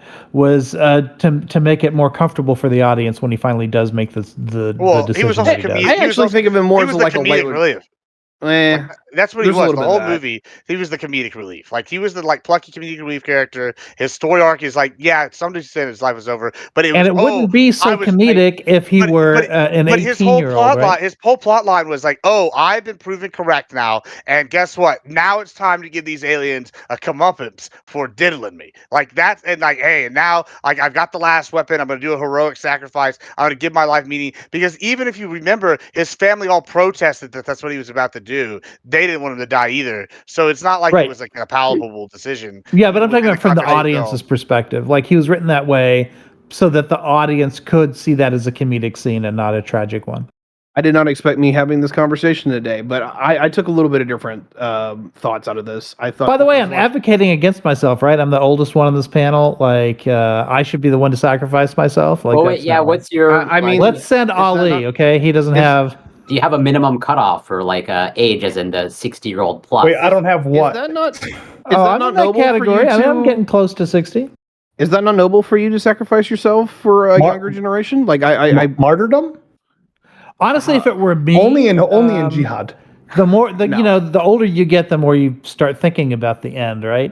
And you start thinking about, even if you're a Catholic and you don't agree with suicide or whatever, you start thinking, well, when that time comes, will I be, courageous enough? Not courageous enough to go, I don't think it would be courageous to go, fly my plane and blow up, like he did. I think the courageous thing would be to be able to suffer through 10 years of invalidity, in a house potentially, or someplace like that. That takes more courage to get up every day and face your sort of dwindling capacity.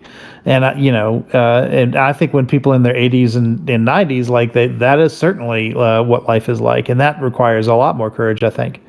And so if I were in that situation, which I will be at some point in my life, and my government comes to me and gives me a sort of a way to go out gloriously. And listen, Catholics do this too, right? They want to be I'd like to end it all, but I can't commit this sin, but it's not sinful to go out in a blaze of glory if you're saving lives, right? So it's sort of like a loophole against our rules as Catholics. Okay. So I guess we'll just I'm not sure if there's anything else we need to say. I got a different topic if you want it that I just found out about, if you're ready. The Call of Duty franchise for Pride Month has now introduced Pride bullets.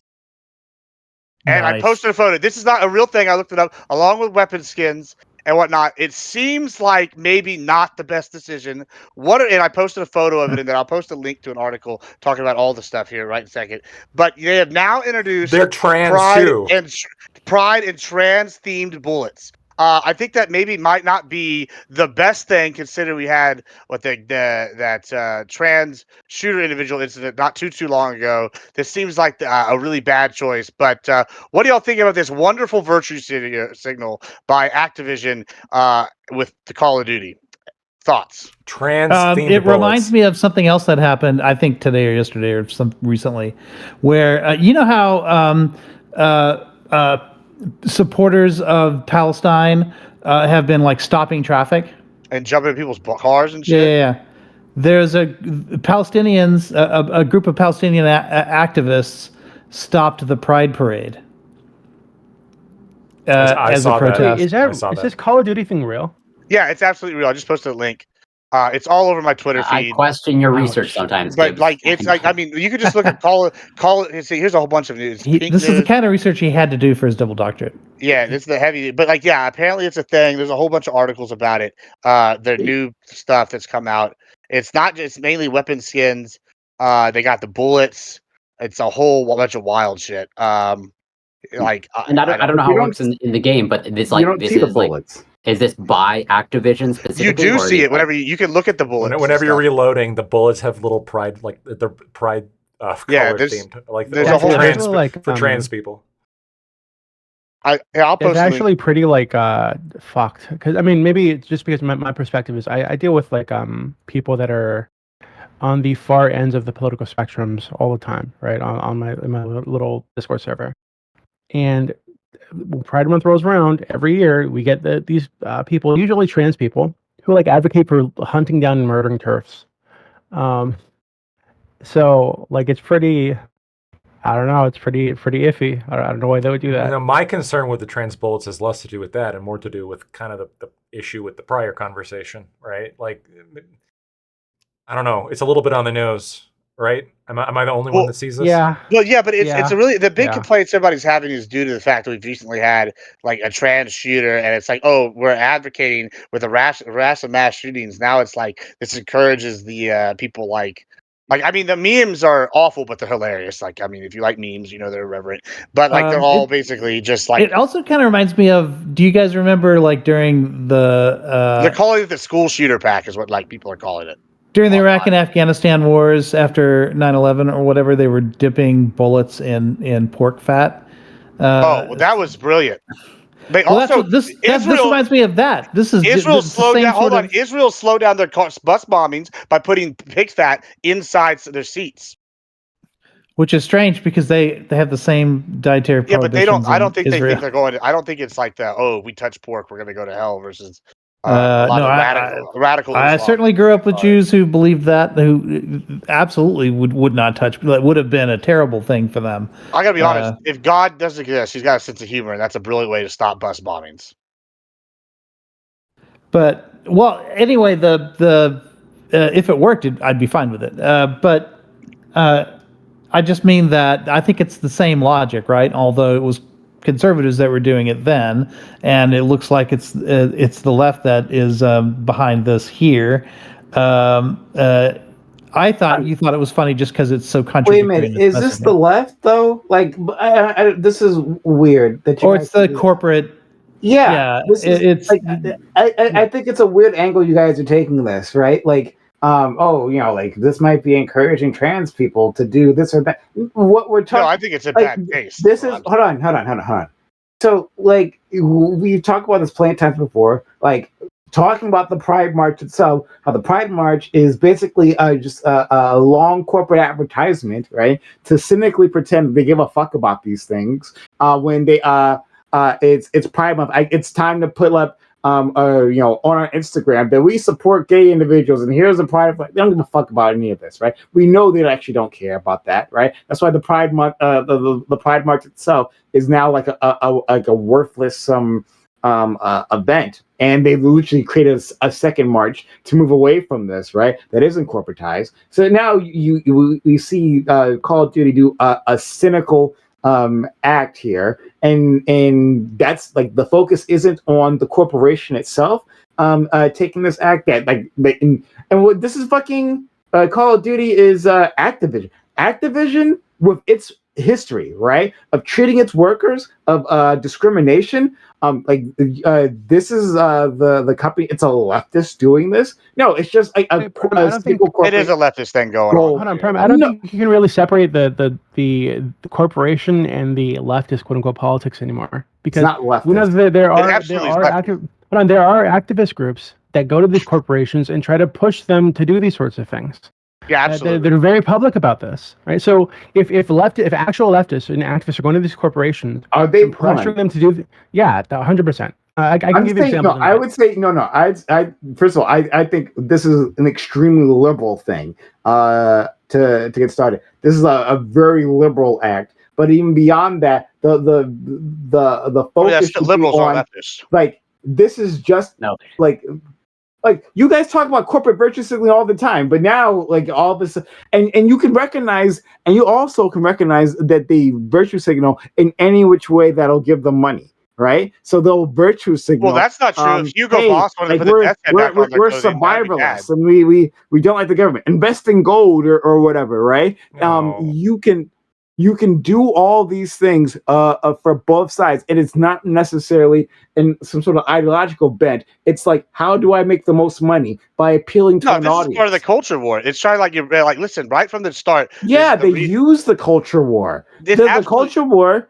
I hear you, I understand you. It's part of the culture war, and so do they virtue signal to get a response from people on both sides, right? They use this image. Yeah, the response is you're not welcome in Call of Duty if you aren't pro. The same logic you guys carry into all those other conversations on exactly this. Why you can't use it here. All right, hold on. The pushback against that, right? Let's use Black Rifle Coffee Company versus Hugo Boss and versus the Activision, right? Hugo Boss, if they wanted to virtue signal some of their values and re-add the death's head to their clothing, everybody would like kill them, like just outright never go for them again. They would have a huge snafu because what is the death's head? They're like, it's Nazism, right? Nobody wants to be like friends with the Nazis, so obviously they wouldn't do that. All right, you see Black Rifle Coffee Company, they say, hey, these are our values we stand for. These are the causes we donate to, right? Same thing like Hobby Lobby, same thing like Chick-fil-A, and people can choose not to go to them, but they make what they say are clear, and then they move on and they have a good product, as opposed to what Activision is doing here, which is making this a culture war to where, hey, if you speak out against the things we add to this game, like these trans bullets and these skins, then not only can you be banned from playing, we don't want you as part of our community, we're going to start gatekeeping. It's a part, and like what little kid like between the ages of like 8 to like fucking 18 let me ask you this, doesn't want to be playing if COD. Nike didn't think it would sell more shoes doing the Colin Kaepernick thing, right? Like when they did that commercial with them, if you think they thought they would have made less money, right? That they would have lowered their share of prices if they had taken that, rather than making more money by appealing to a larger businesses make bad decisions all the time. True. Hold on, they can make bad decisions, but that's not the question here, right? The question is they think they all think all the decisions are good decisions. That's why they make the decisions, right? So they think it's a good decision to do this, right? So do you think that Nike would have made the decision, hey, let's make less money to make a statement here, when we could just like make no statement and like not have any sort of problems? Which option would do you think they'd take? Well, clearly they've taken. I mean, that's actually I think a misdirect, if I'm being honest. And the reason for that is I think that they misjudge what their basis are. In some cases. Like Bud Light. Ignore that. Like Bud Light. Sorry, hold on. That's not the question I'm asking you, right? I'm saying the point what I'm asking here is that they're making a calculation, right? Now you can say that calculation is incorrect. That's fine, right? And that does happen, right? But when they're making the calculation, what I understand and what you understand is that the reason what this calculation is, hey, we're going to make more at the end of this, right? That's why we'll do this. Not because we're taking some grand stand for Black Lives I don't think that's always the case. Nike though. gives a fuck about Black Lives Matter. No, but Okay, hold on, Prime. Sometimes companies get big. This. Hold on. Sometimes companies get big enough they know no matter what they do, they're going to generate money, right? Activision, and I guess now Microsoft Activision, is one of those companies. They've been one of the biggest game companies in the world, right? Forever. And so even if they like make upset a part of their viewer base or gaming base, they still have enough people to offset that loss and even grow in these other things. It's different, like whenever you use a smaller company, right? As like what you're saying, with these companies, they have enough people at the top that believe in an ideology. I use Nike. Right. Nike. Okay. I Sure. don't know Nike. the biggest I mean, they're fine. Either one's fine. It doesn't really matter to me at this point. The point is that with Activision or Nike, if Nike went this way, with Activision specifically, there's enough people at the top that they go, okay, we're making enough money. We're now going to push this onto them, and now all these kids that are coming up, like 8 to 18, are going to be like part of this culture. We'll go, oh well, if we don't accept these things, then like we can't play this game. Straight up conspiracy theory. You're a straight up conspiracy. It's not a conspiracy theory. Like literally, I have the simplest, like Occam's razor answer here, being that hey, they want. Well, I do that with my own money. If I own a company, why would I push my value? Let me ask the Lacto because I think he's more honest than you are. I'm being honest. Psycho. Like how? Well, sorry. I like his face better. Okay, Lactoid. New shirt. The Swedish model. It brings out his eyes. Lactoid. Like, do you think that when Nike like came up for on Colin Kaepernick's side, right, is because they were making some genuine stance on how they feel about the Black lives and their interaction with the police, or that was a cynical corporate attempt to make more money using the culture war? I think so. In that example, I'm not 100% sure. I think there's two motivations that whenever I see a company go like do something woke or political generally, there's two motivations that I suspect. A, they're just trying to pander to make money, for sure. But B, I think that sometimes in these corporations, you can have people who have their own personal political views gain some level of power over certain segments of the company. Like the Bud Light thing, my understanding was like that was pushed by like a relatively higher up person, but it wasn't approved by the shareholders. Like that whole strategy, like some of the theories there weren't market actually. Strategies generally aren't approved by the shareholders. Why would they need to? Well, but like, a larger like shift of brand generally, like perhaps should be consulted with like the board of directors. That's not a larger shift of brand. They just sent her like. No, but she commented on it generally. She like, we got to move away from this sort of fratty and out of touch brand. And this was like step one, right? Now she had, I forget her name, but the person in charge of that had considerable power. I don't know if Bud Light as a whole really thought that out. I think that she probably had a lot more motivation. Agreed. Right? In order to try to like. Depot but there's another example that more directly answers this question, and that is something that Gibbs brought up before was Chick-fil-A. They've crunched the numbers on this on multiple occasions. Chick-fil-A by far would make more money if they were open on Sundays. But they choose not to, despite the fact that they know that they would make more. There's only one Chick-fil-A that's open on Sundays. Are you saying they crunch the numbers and saying if we had an extra day of operations, we'd make more money? That's amazing, right? Yeah. Breaking news here. They chose not to. They chose to make less money. But that's not. That's okay. I'm not saying that. But hold on, Hobby Lobby and Home Depot are also good examples, right? They're multi-million massive companies, multi-million-dollar massive company, multi-billion, right? And they choose actively. One of the reasons, I don't remember which one is the fully private one, but I think it's Hobby Lobby. They've chosen to stay private and make decisions that they know won't be as popular because they want their brand associated with certain values. So yes, I think as a business person and probably the most ultra-capitalist here, there's generally some companies that, hey, they would do some data testing. I would agree with you. Get the money. However, there's also people like in Activision Blizzard, like in this case, and like Hobby Lobby and Home Depot on the other side, who look at this stuff and they go, "Hey, I own this company. I'm in charge. I have enough money to push this value system." I agree with you. Hold on. I agree with you. I'm not saying that anytime a corporation or any company, right, any money-making organization takes a political stance, that it's purely a financial decision, right? That's fair. there are individuals, right, that will take a stance and like, oh, we're going to lose money, or I don't even care. I'm not looking at that, right? But I feel that this is important, right? Like I'm anti-abortion, I gotta let my customers know, or I gotta take a stance with my employees, so I'm not going to provide birth control, like those that Hobby Lobby did, right? Like you can do that. That's certainly the case, right? My contention here, my problem, is simply assuming that you, Admiral Gibbs, right, sitting here at your computer, you have insight into Activision, right? And you know for sure that this is a quote unquote leftist like act rather than a cynical. It is absolutely a leftist. Hold on, one second. Again, how can you know? How do you know all these things? So like, okay. I can tell you how I know.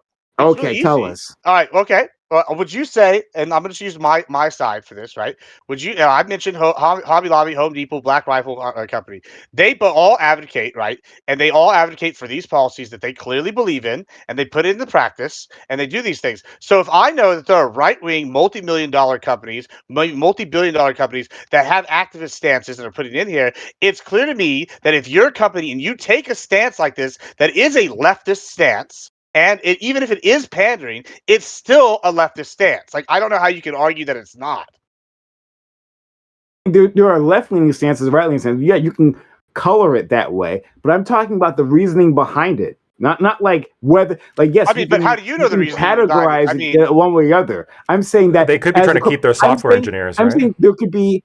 I'm saying that the decision makers could all be conservatives. Every single one of them could be conservatives and still make the same decision. Why? Because they're looking at what'll make us more money. Like, we don't give a fuck about like the gay individuals or trans individuals. We recognize this is a thing out there in the culture, and that this can make us more money. Right? Those people definitely exist, right? But there are also like activists who get involved in these companies and shape the corporate culture or shape the direction. But we don't know which one. Right? We don't know. It could be a mix of. It could be a mix of both, right? Like it could be a mix of both. It could be that like the software engineers, like, or other people like on the work level, could be like more activists in this regard and like bringing these ideas up to management, and then management looks at it and says, you know what, maybe this wouldn't be a bad idea. Maybe we could make some money off of it. But until then, it's Schrodinger's leftists. No, hold on. You can also look at the history of Axe, right? Yeah. And Activision with World of Warcraft, with all these other Blizzard and all these, has a strong for a long time.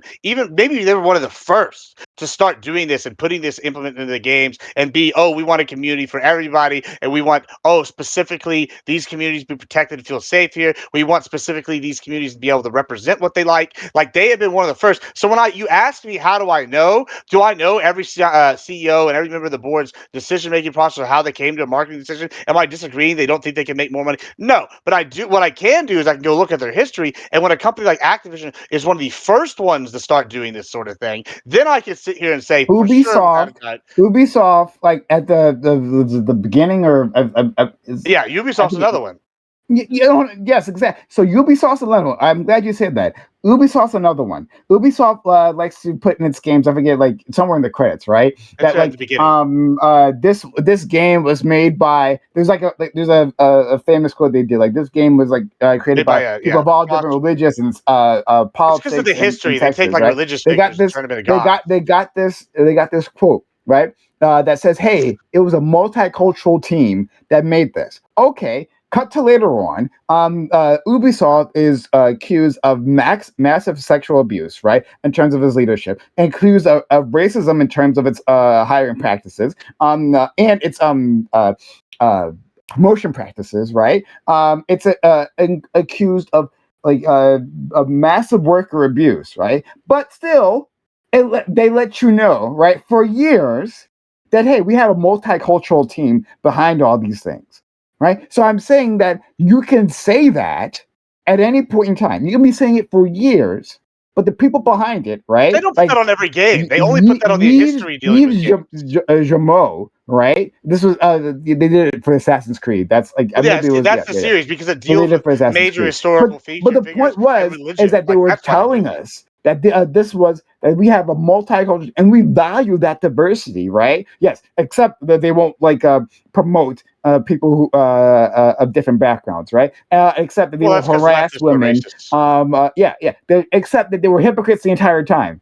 I'm saying that like from the outside, I don't know any of these actions, especially made by a corporation, right? A publicly traded corporation, happen to be genuine, right? I think the more honest assumption is that hey, they've made a profit calculation, right? And this ends up positive for them. Now, but I could be wrong. But I think that the like the Occam's razor simplest answer is that a profit making company that like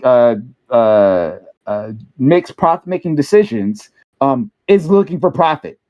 Simple, right? Rather than assuming that like it must be they're either on my quote unquote my team or against my team, right? They're simply making a profit making decision. Does that make sense to you, Lactoid? I understand that you're saying that there's people involved in this that see it and involved in any market that see it purely from like a profit perspective. I just think that there is some split here, and that Gibbs might have a point that these people exist, and then you have a point that obviously like purely profit-driven people exist. To influence this one specific of those people, sure, but to influence this specific position, I don't know what like the percentage split is. No one knows. No one knows, right? My issue with this, and I'm surprised that like they didn't think about this. I see it as incredibly ironic, like on the nose ironic, and maybe I'm just bigoted for thinking that, but like, does anybody else kind of think of the same thing when they think of this? I think it's what do you? I mean, now I think about this. Hold on, he's talking about the meme with the 41% is what he's thinking about. Yeah. Sorry, what? I don't know. Sorry, explain. I don't know. Like let's say like a Red Dead Redemption 2 for like celebration of February, they released like a black, red, and green noose. Like that'd be pretty weird, wouldn't it? Like a little bit cringy. I mean, to be fair, they do have a mission to kill the KKK. Gun and gay people, though. Just like trans people, because guns kill out all kinds of people. I don't understand. Sorry, well, hold on. So I guess the meme is that Prime baiting you. He must be. Trans people have a very high suicide rate. What are you talking about? Okay, so the meme is that trans people have a very high suicide rate. It's like I think a rate of suicidality. Wait, is it a meme per se? It's become a meme on Twitter. It's become a meme, 100%. Okay. Yeah. So it's kind of like become like the was it 1550 or 1350 thing? 1530. Yeah, 1350. It's kind of become like that, right? Where it's kind of like a dog whistle for people who dislike this issue or something. Okay, so it's like 41% of trans people will kill or gay people or trans people will kill each other. Kill themselves. Kill themselves. Or suicidality. No, it's like attempt suicide basically. That's so 41% will attempt. Is that the meme? Yeah, I think that's what it is. Yeah. All right.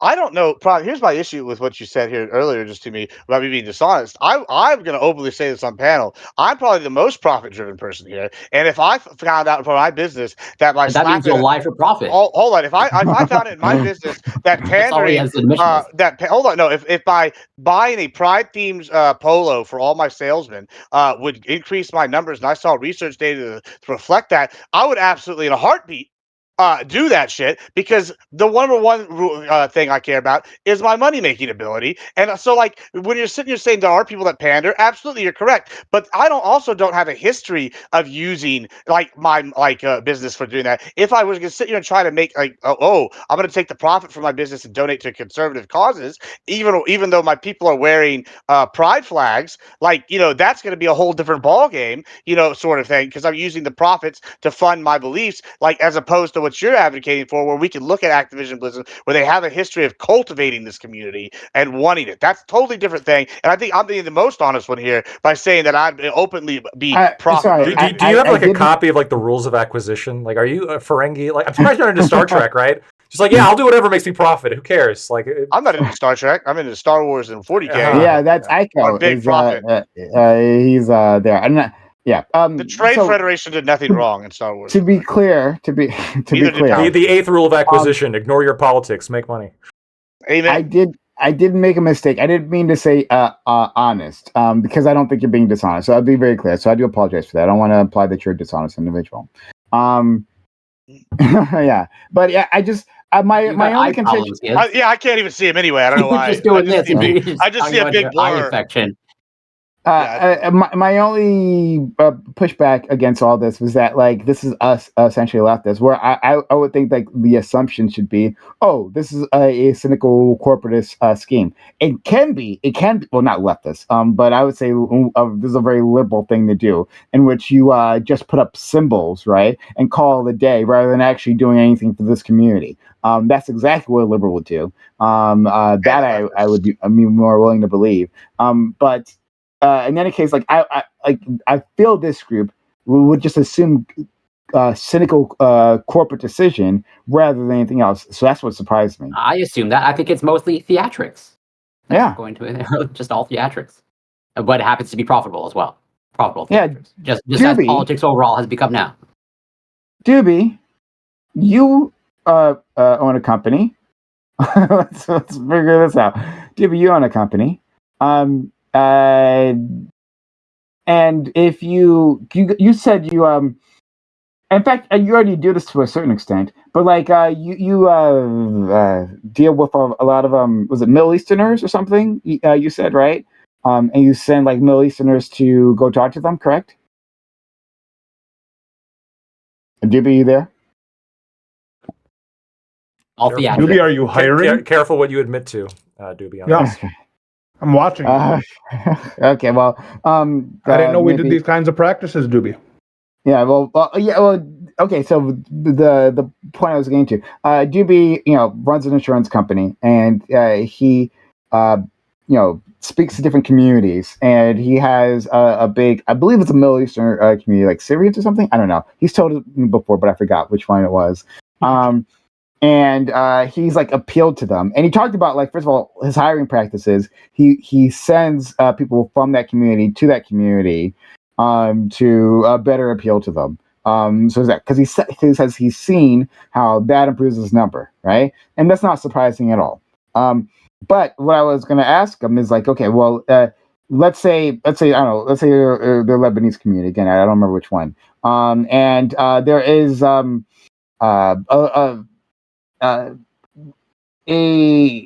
were like a Lebanese holiday, right? Like, would he deck his office out in that Lebanese accoutrement to get more money, right? Like, would he do that?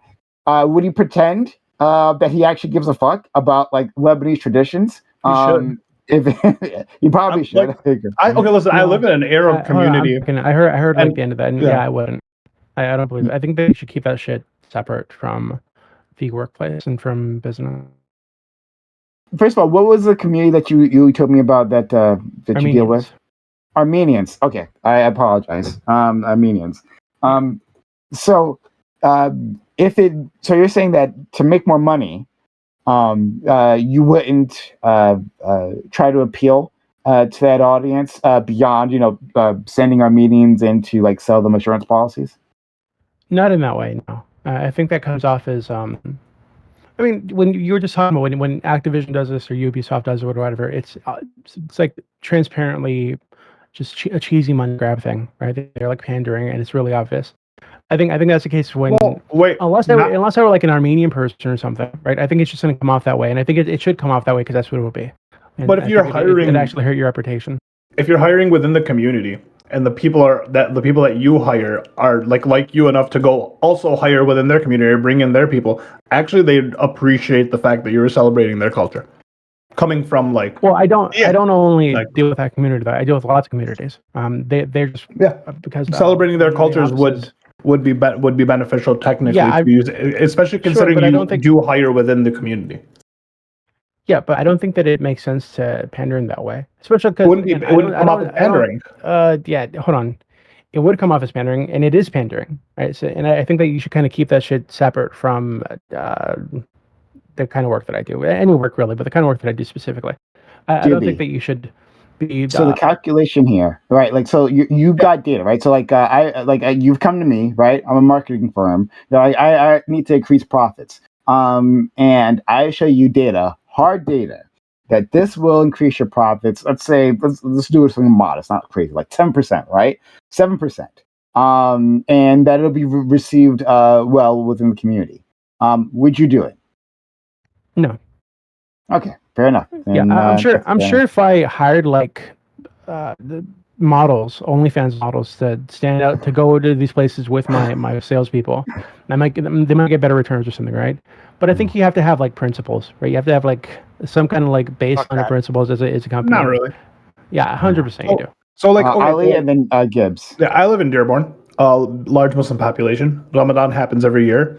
A lot of businesses lose money during the day because people aren't, especially restaurants, right? Because people aren't eating. A lot of people aren't going out during the day.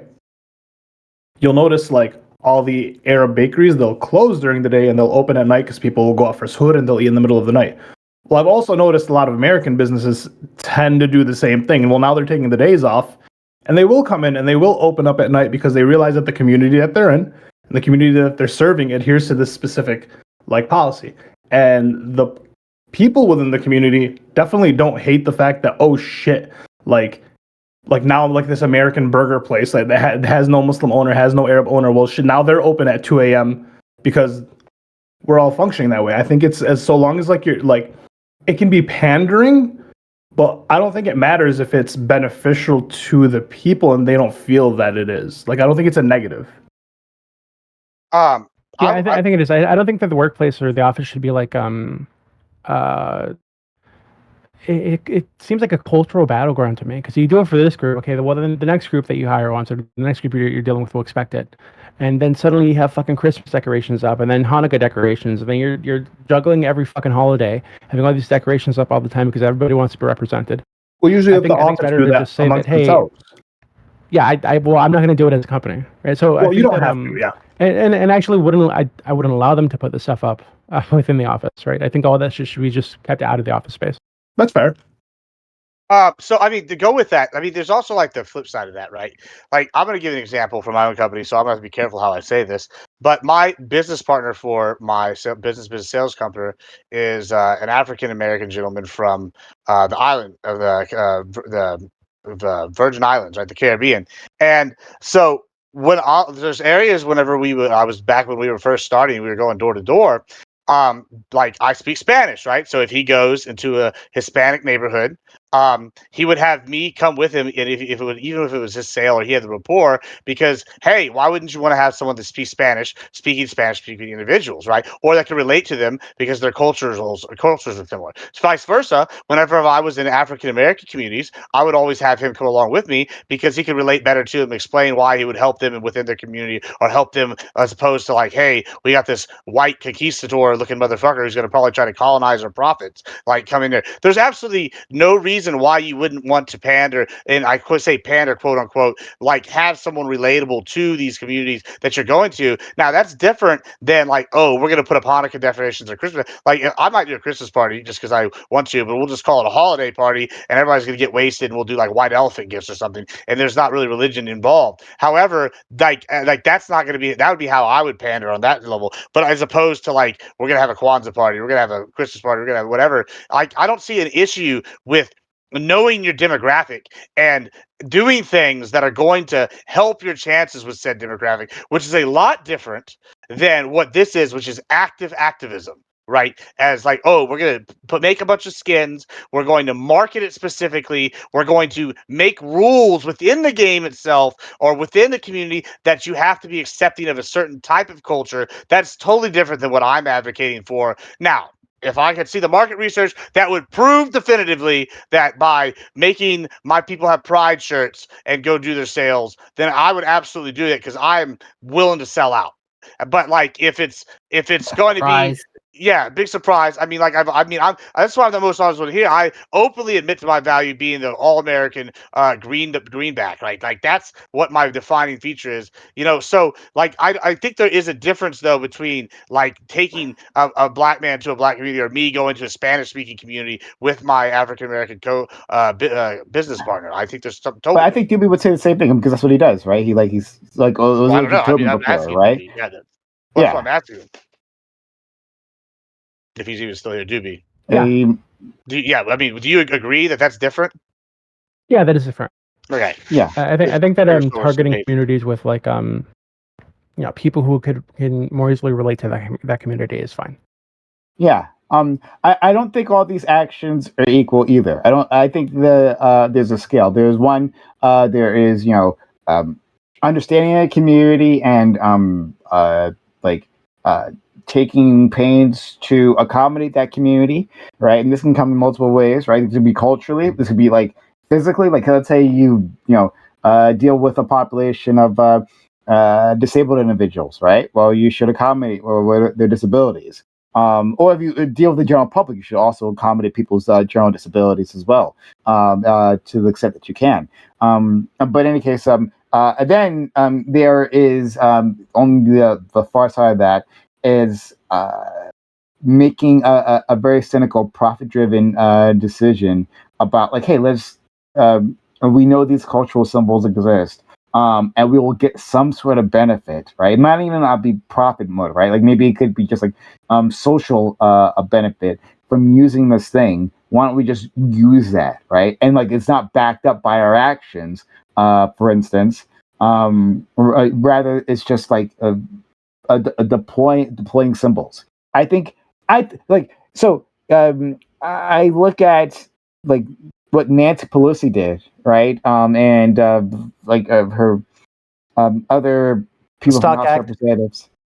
No, when they had the was it African colors? I forget the name of that thing, right? That scarf. When they were kneeling in the. They kneeled. Yeah, the kneeling. When they were kneeling with the African like country like the. Yeah, there's a name for it. They weren't flags. They were like yeah. They were like graduate. Those little things you wear for graduation, not the tassels, but the honors. No, it's like yeah. It's like around. I forget exactly what it's called, but in any case, like they did that. But they don't actually, at least from their actions, from the legislation they push, their support is actually quite weak.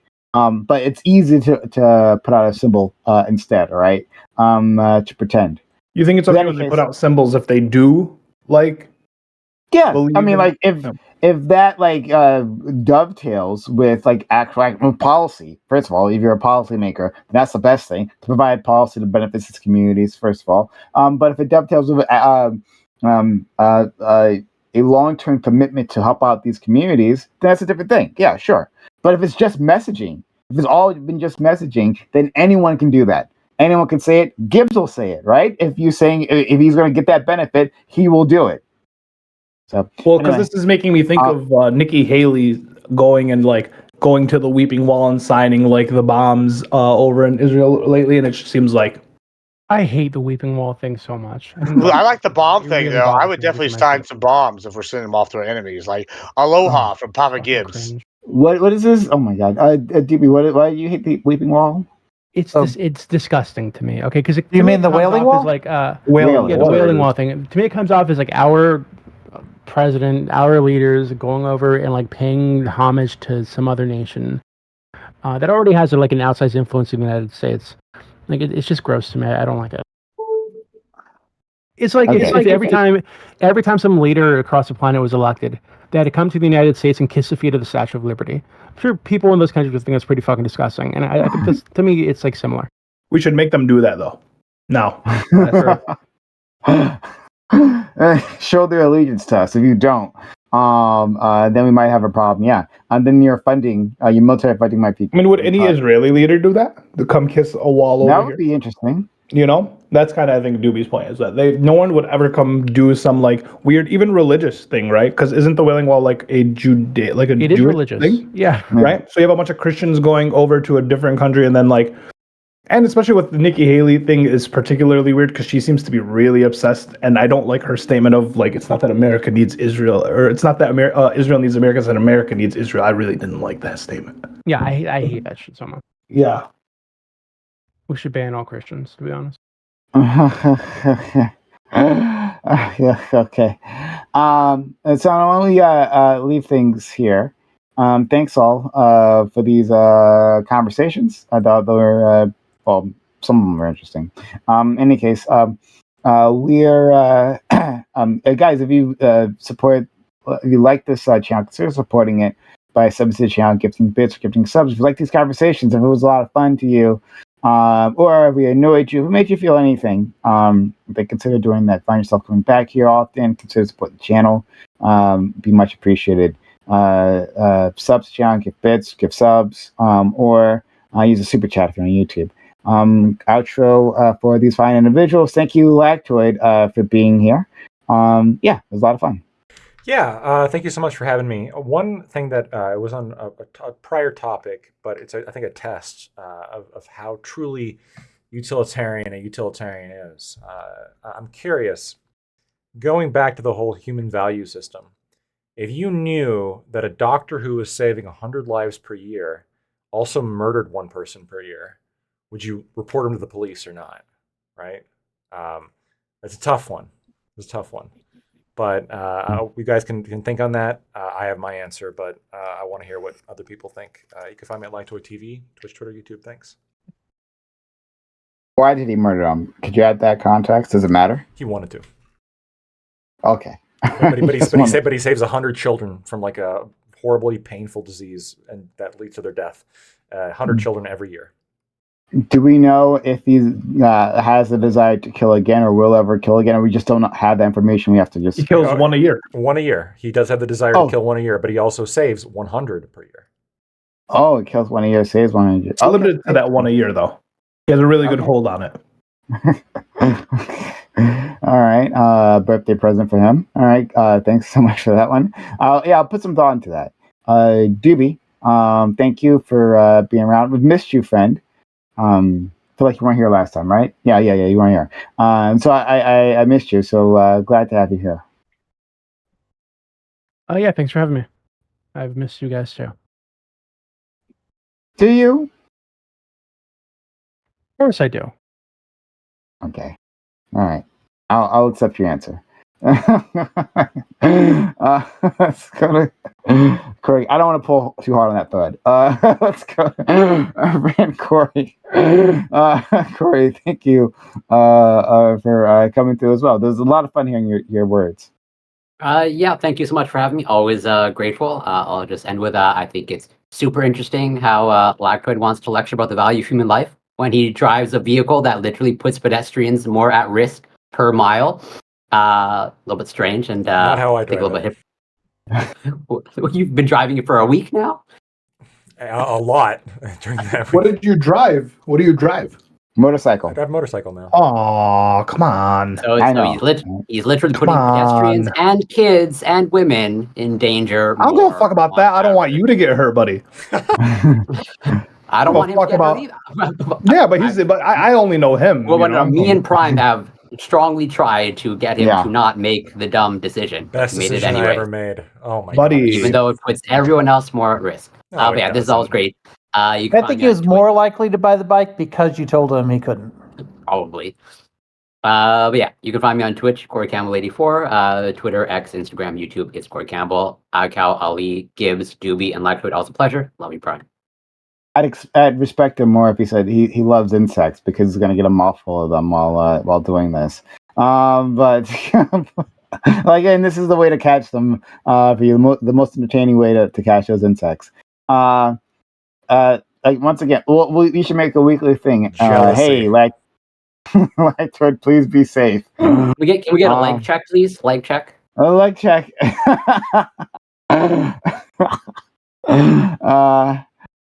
Admiral Gibbs, thank you for coming through. And I really you were quite valuable here, especially I appreciate that.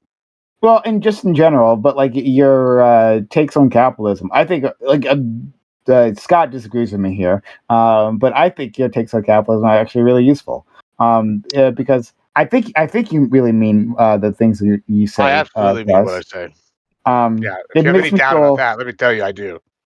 I have interesting. I hope you don't. But I like to pretend that you don't mean the things about mowing people down at the border. I choose to believe you don't actually want to like slaughter individuals coming here looking for a better life. But Well, I don't I want to don't know. slaughter them. No, listen, I just think How that much we money's should going to be in his enforce bank account if he slaughters them? That's the real question. And now that's a totally different ball game right there. No, I mean, like, yeah. First of all, as far as the board, I don't want to slaughter them. I just want, make a few examples, and after that, we don't need to heal nobody because people have learned their lesson. Don't fuck with Texas. I mean, don't fuck with the U.S. border. That's the real moral here. But yeah, I appreciate you having me. I always like coming on here. I look forward to Monday every week. I don't usually shamelessly shill for myself, but we're gonna do that now. I'm gonna say Wednesday. If you don't know, there's going to be 2 spicy back-to-back panels. Lactoid and I will be on both of them.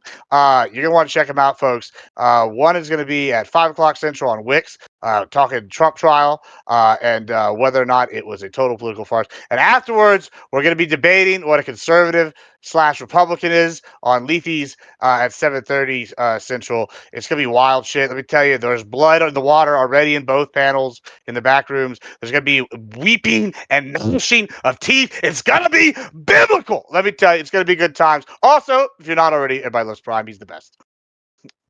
Thanks so much, friend. And yeah, let's go support our friends Lactoid and Admiral Gibbs. Let's go root for them, I guess. I don't know.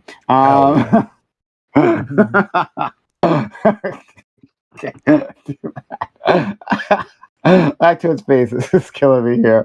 Let's go to Ollie. Ollie, thank you also for coming. I gotta not look at Lactoid. It's gonna make me laugh. Ollie, thank you for being here, friend. Yeah, thanks for actually adding all that cultural stuff. Like you really do expand our knowledge on these things, and it's useful, right? I actually care about diversity, right? Okay, if you work for me, Ollie, I promote you. All right, so, I'm not Ubisoft. Listen, if you want to kick a percentage of the little donations, no one of mine. I'm here as a token. We'll talk about splits eventually, but no, thank you so much for having me on. I honestly love coming and arguing with all you guys. Same here. All right. Finally, friend Aiko, thank you for being so kind as to providing us with that article. It was the conversation. Sure. Yeah. Thank you for just being a great part of the community. Oh, thanks. Yeah. Thanks for having me on again. I do think that one of the interesting things about those debates coming up on Wednesday, especially the second one, because it's going to be I was about to say all conservatives, but I think that probably is a biased thing to say, given that the debate is about whether half of them are conservatives or not. But I will say this: I think it'll be interesting because a lot of the people on the panel who are supposedly on the same side have disagreements too, because I think this is a phenomenon that I've noticed on both sides, is that if you're on the left, you think all conservatives are the same, and if you're on the right, you think everyone to the left of center is the same. And so it's interesting to see that idea being challenged when people who are supposedly on the same side are going to get together and debate each other. Yeah, I mean, it's a really good point you're making there. I know that we're doing closings here, but yeah, I'm excited for it. It's funny because even in the back rooms, I was talking to KOE, who you brought up a few times. KOE is like a religious conservative, and I'm not. Right. Exactly. And we have some pretty fundamental disagreements on some pretty big issues. However, both of us like recognize each other as a conservative, as opposed to some of these wolves in sheep's clothing that are going to be on there. It's going to be. There's your preview. There's been a lot of burns and insults going on in the. Not for me. I've won all the burns. So I'm even burned your eyes. Even my eyes are burning. I'm sending you off to our friend Admiral Gibbs as a show of support and love, right? Thank you, Brian. And I don't know how this debate will turn out. But we can all understand that Lactoid's an infiltrator there. He's clearly a socialist. It's already been decided. That wolf in sheep's clothing. I'm a sheep in wolf's clothing. I think Lactoid's on the same side as the non-wolves in sheep's clothing people. Look, I am the moderate. Okay, I'm the fence sitter of the panel. Okay. It would be funny to see Scott crash that panel and just tell everyone they're not conservative. We'd all be socialists. Yeah. Except for maybe me, apparently. But yeah, I sent everyone off at the end of the stream. So if you need to hand out. Yeah. I do. Oh. Thank you guys. Okay. Yeah, keep Hey, the Hawaiian Lactoid, shirts coming. be That's a good safe, look. please. Can be my new sign The off. beard- So Yeah. much fun, dude. I whenever I get a chance to ride it, oh, the weather's gonna be fine for the next couple hours. I got nothing planned right now. I'm jumping on, and I'm just going around. Hey, Were you Lactoid, please be safe, bro. So Please be safe. You're a incredibly logical fun. person. Like, if you double the number of wheels, doesn't that double the fun? No, no. It's an inverse relationship between wheels and fun, Ah. actually. So I've been So looking now into you're getting a a unicycle. I've been looking into a moto Motorized unicycle. unicycle. See, that Totally, would that's kill the me though. safest Yeah. form of transportation. See, I've been thinking about it, and it's 80 miles an hour on a unicycle. It- Yeah. They have well, those. sure, They have it's the so 60 much mile more an hour fun one than- wheels. I'm sure it's so much more fun than drugs. I'm sure, and so isn't this healthier than that? Probably. Wait, so how do you know?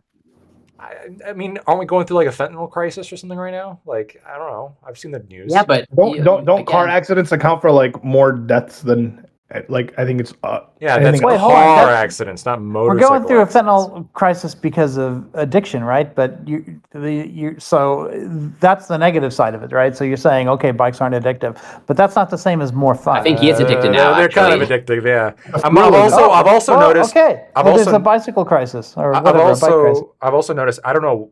I didn't know this could happen. I'm addicted to sunflower seeds now. I don't know. It's crazy. I remembered whenever I have it in front of me, I'm like, I gotta have them. And I went to the store and I'm like, oh shit, I gotta have it. Incredible. So sunflower seeds and motorcycling. That's this is the lowest point of my I'm that way addiction. with coffee. I want you You're to. becoming a ranch Oh, leader I from love Whole coffee. Foods. I drink a pot of coffee a day as well. I want to drink a lot of picture coffee. you Amen. riding up in your motorcycle in your FUBU jacket, and you bring out this huge pack of sunflower seeds. Sunflower seeds and a thermos of Outside- coffee. outside the box. I'm a degenerate. You're I the love that ground speaker Lactoid from and I Whole. both own a bunch of FUBU. I think it's a really funny Hell yeah. dynamic. Because if you were to tell people who do you think owns the most FUBU on any of these panels, and it's Lactoid and Gibbs, they would not believe you, which is ironic because I own a lot of FUBU shit. You and I are the only ones here with gold chains on though too. So We have good tastes. we got good taste. Yeah. That's what it is. Tacky. We don't wear gold. Gold's for the ladies. Well, hold on. Don't you have a chain on? Silver. Ollie? Oh, Silver, babe. Silver. So not white gold though, huh?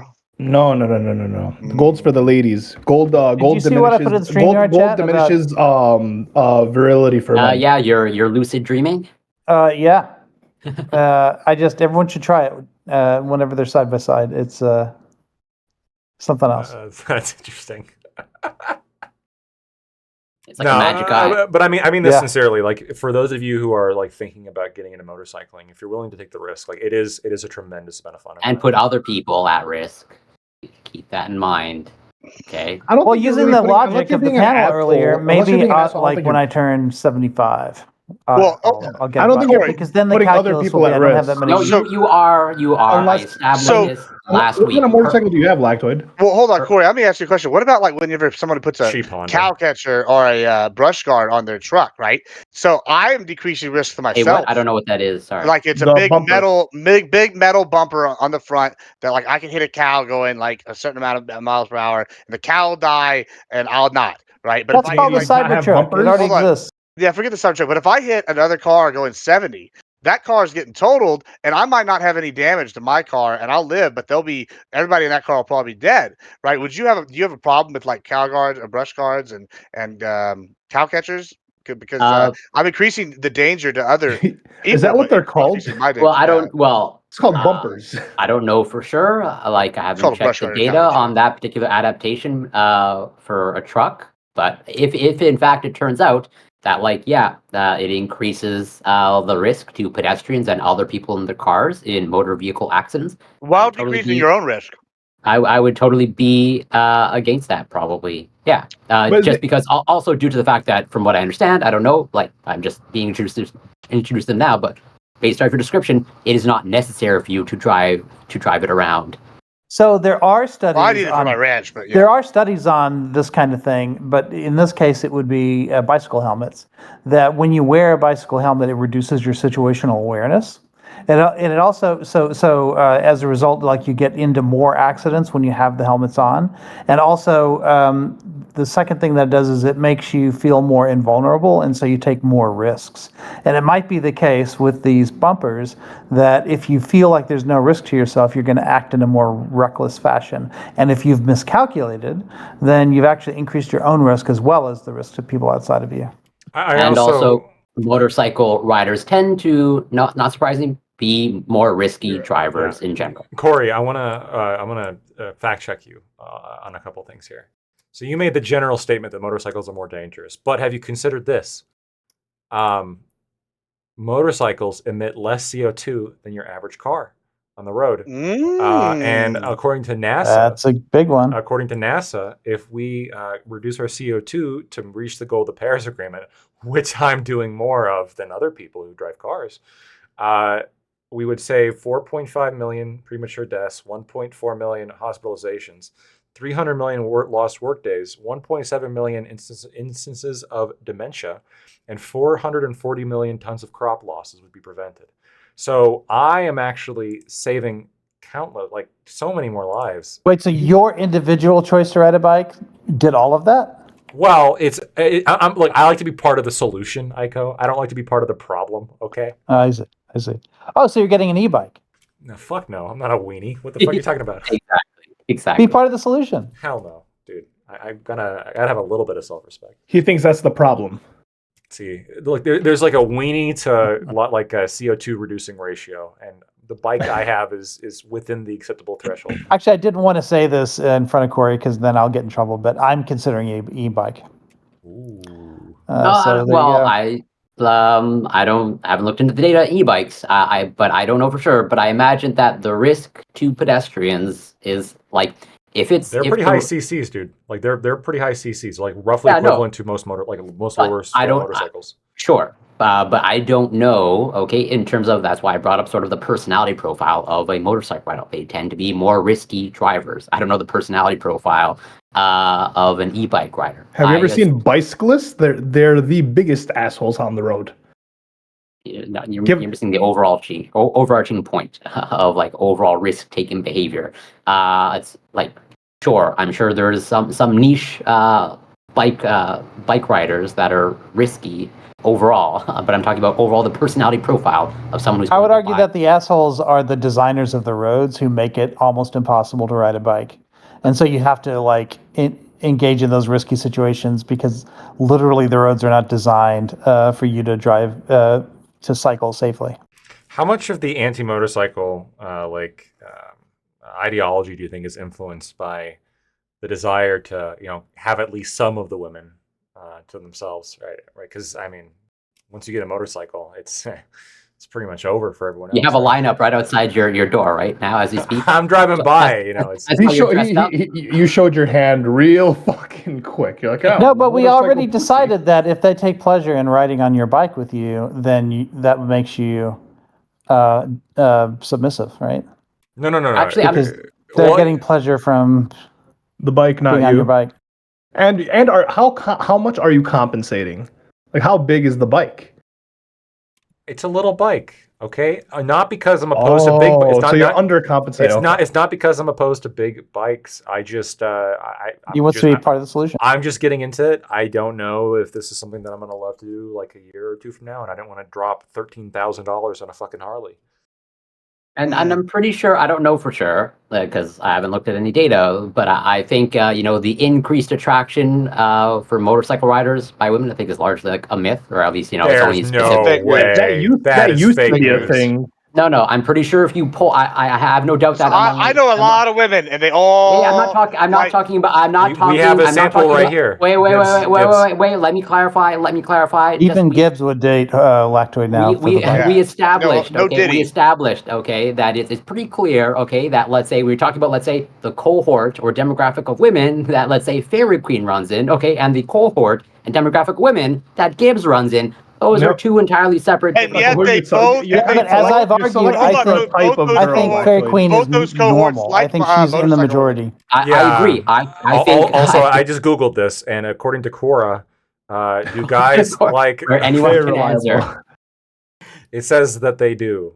So I Yeah, but what kind of girl are you selecting? Yeah, for? but hold It's on, not hold the on. kind of girl you want. Even Lactoid. with what Corey just said, All of both them? types of groups, my cohort of women and Fairy Queen's cohort of women, both have said they like the leather jacket wearing bad boys on motorcycles. So that seems like that would make up a significant portion of the females. and I am a I would well-known argue the bad majority. boy, right? I mean, when you think of Lactoid, you think of that bad boy style. Yeah, He goes absolutely. hunting. He rides a motorcycle. Now we got him wearing Hawaiian shirts and chains, the beard. Yeah, yeah. It's I going like well. cigars. I like bourbon Will not whiskeys. eat ass You're just or use Harvey from public Suits, I restrooms. don't eat ass, right? I'm like You're- I'm checking every masculinity box there is.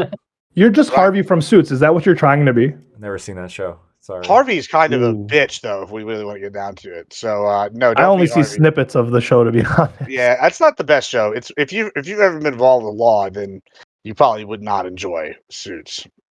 Like it makes a mockery of the legal system. But you know what's a better show? Boston Legal with Denny Crane shooting homeless people. That's great. You should watch Boston Legal. It's hilarious. Better Call Saul is what Isn't you that would an watch. old school show, like It's re- from yeah, early 2000s? yeah, it's really good though. It won like a couple Golden Globes with William Shatner and James Spader. Yeah, William Shatner's getting up there. I think he's like 93 now. Mm-hmm. But yeah, either way, They're like, running out of time to put him in another Star Trek. I'll just say that. I know you got to go, but please be safe. Please be safe, brother.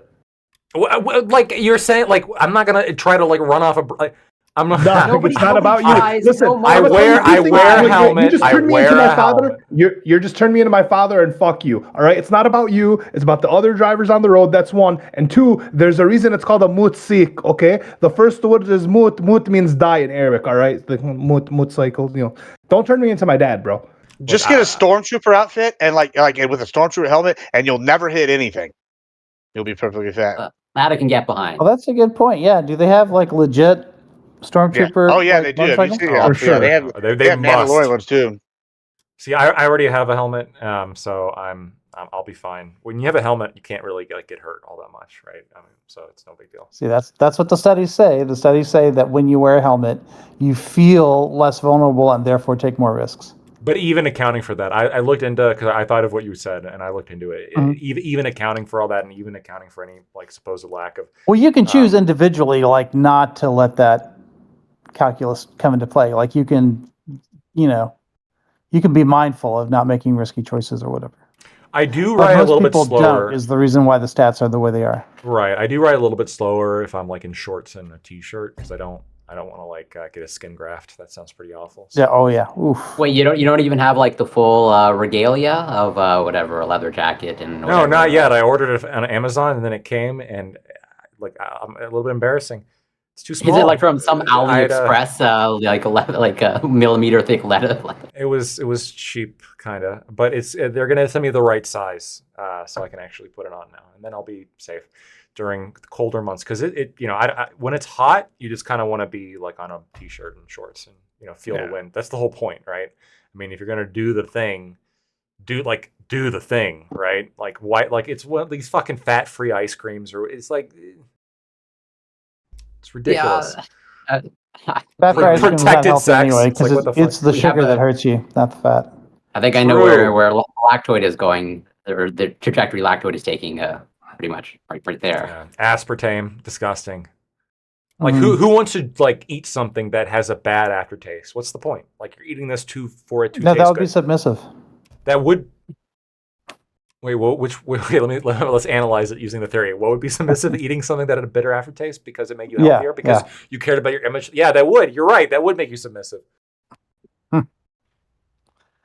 All right. So Also, the thing that you already said was submissive, like has a bad aftertaste. True. Well, no risk, Lactoid. Mhm. Catch you guys later. Feel like Take care. See you Well. Wednesday. I'm out as well. All right, everybody. Thank you guys so much. I'm gonna remain on this as long as they don't kick me out yet. Do they know if I'm talking to them? They don't know if I'm talking to them. All right. Anyway, I'm gonna rate on out into Gibbs. Catch y'all later. Bye. Oh, by the way, thanks for giving me bits and subs and all that good shit.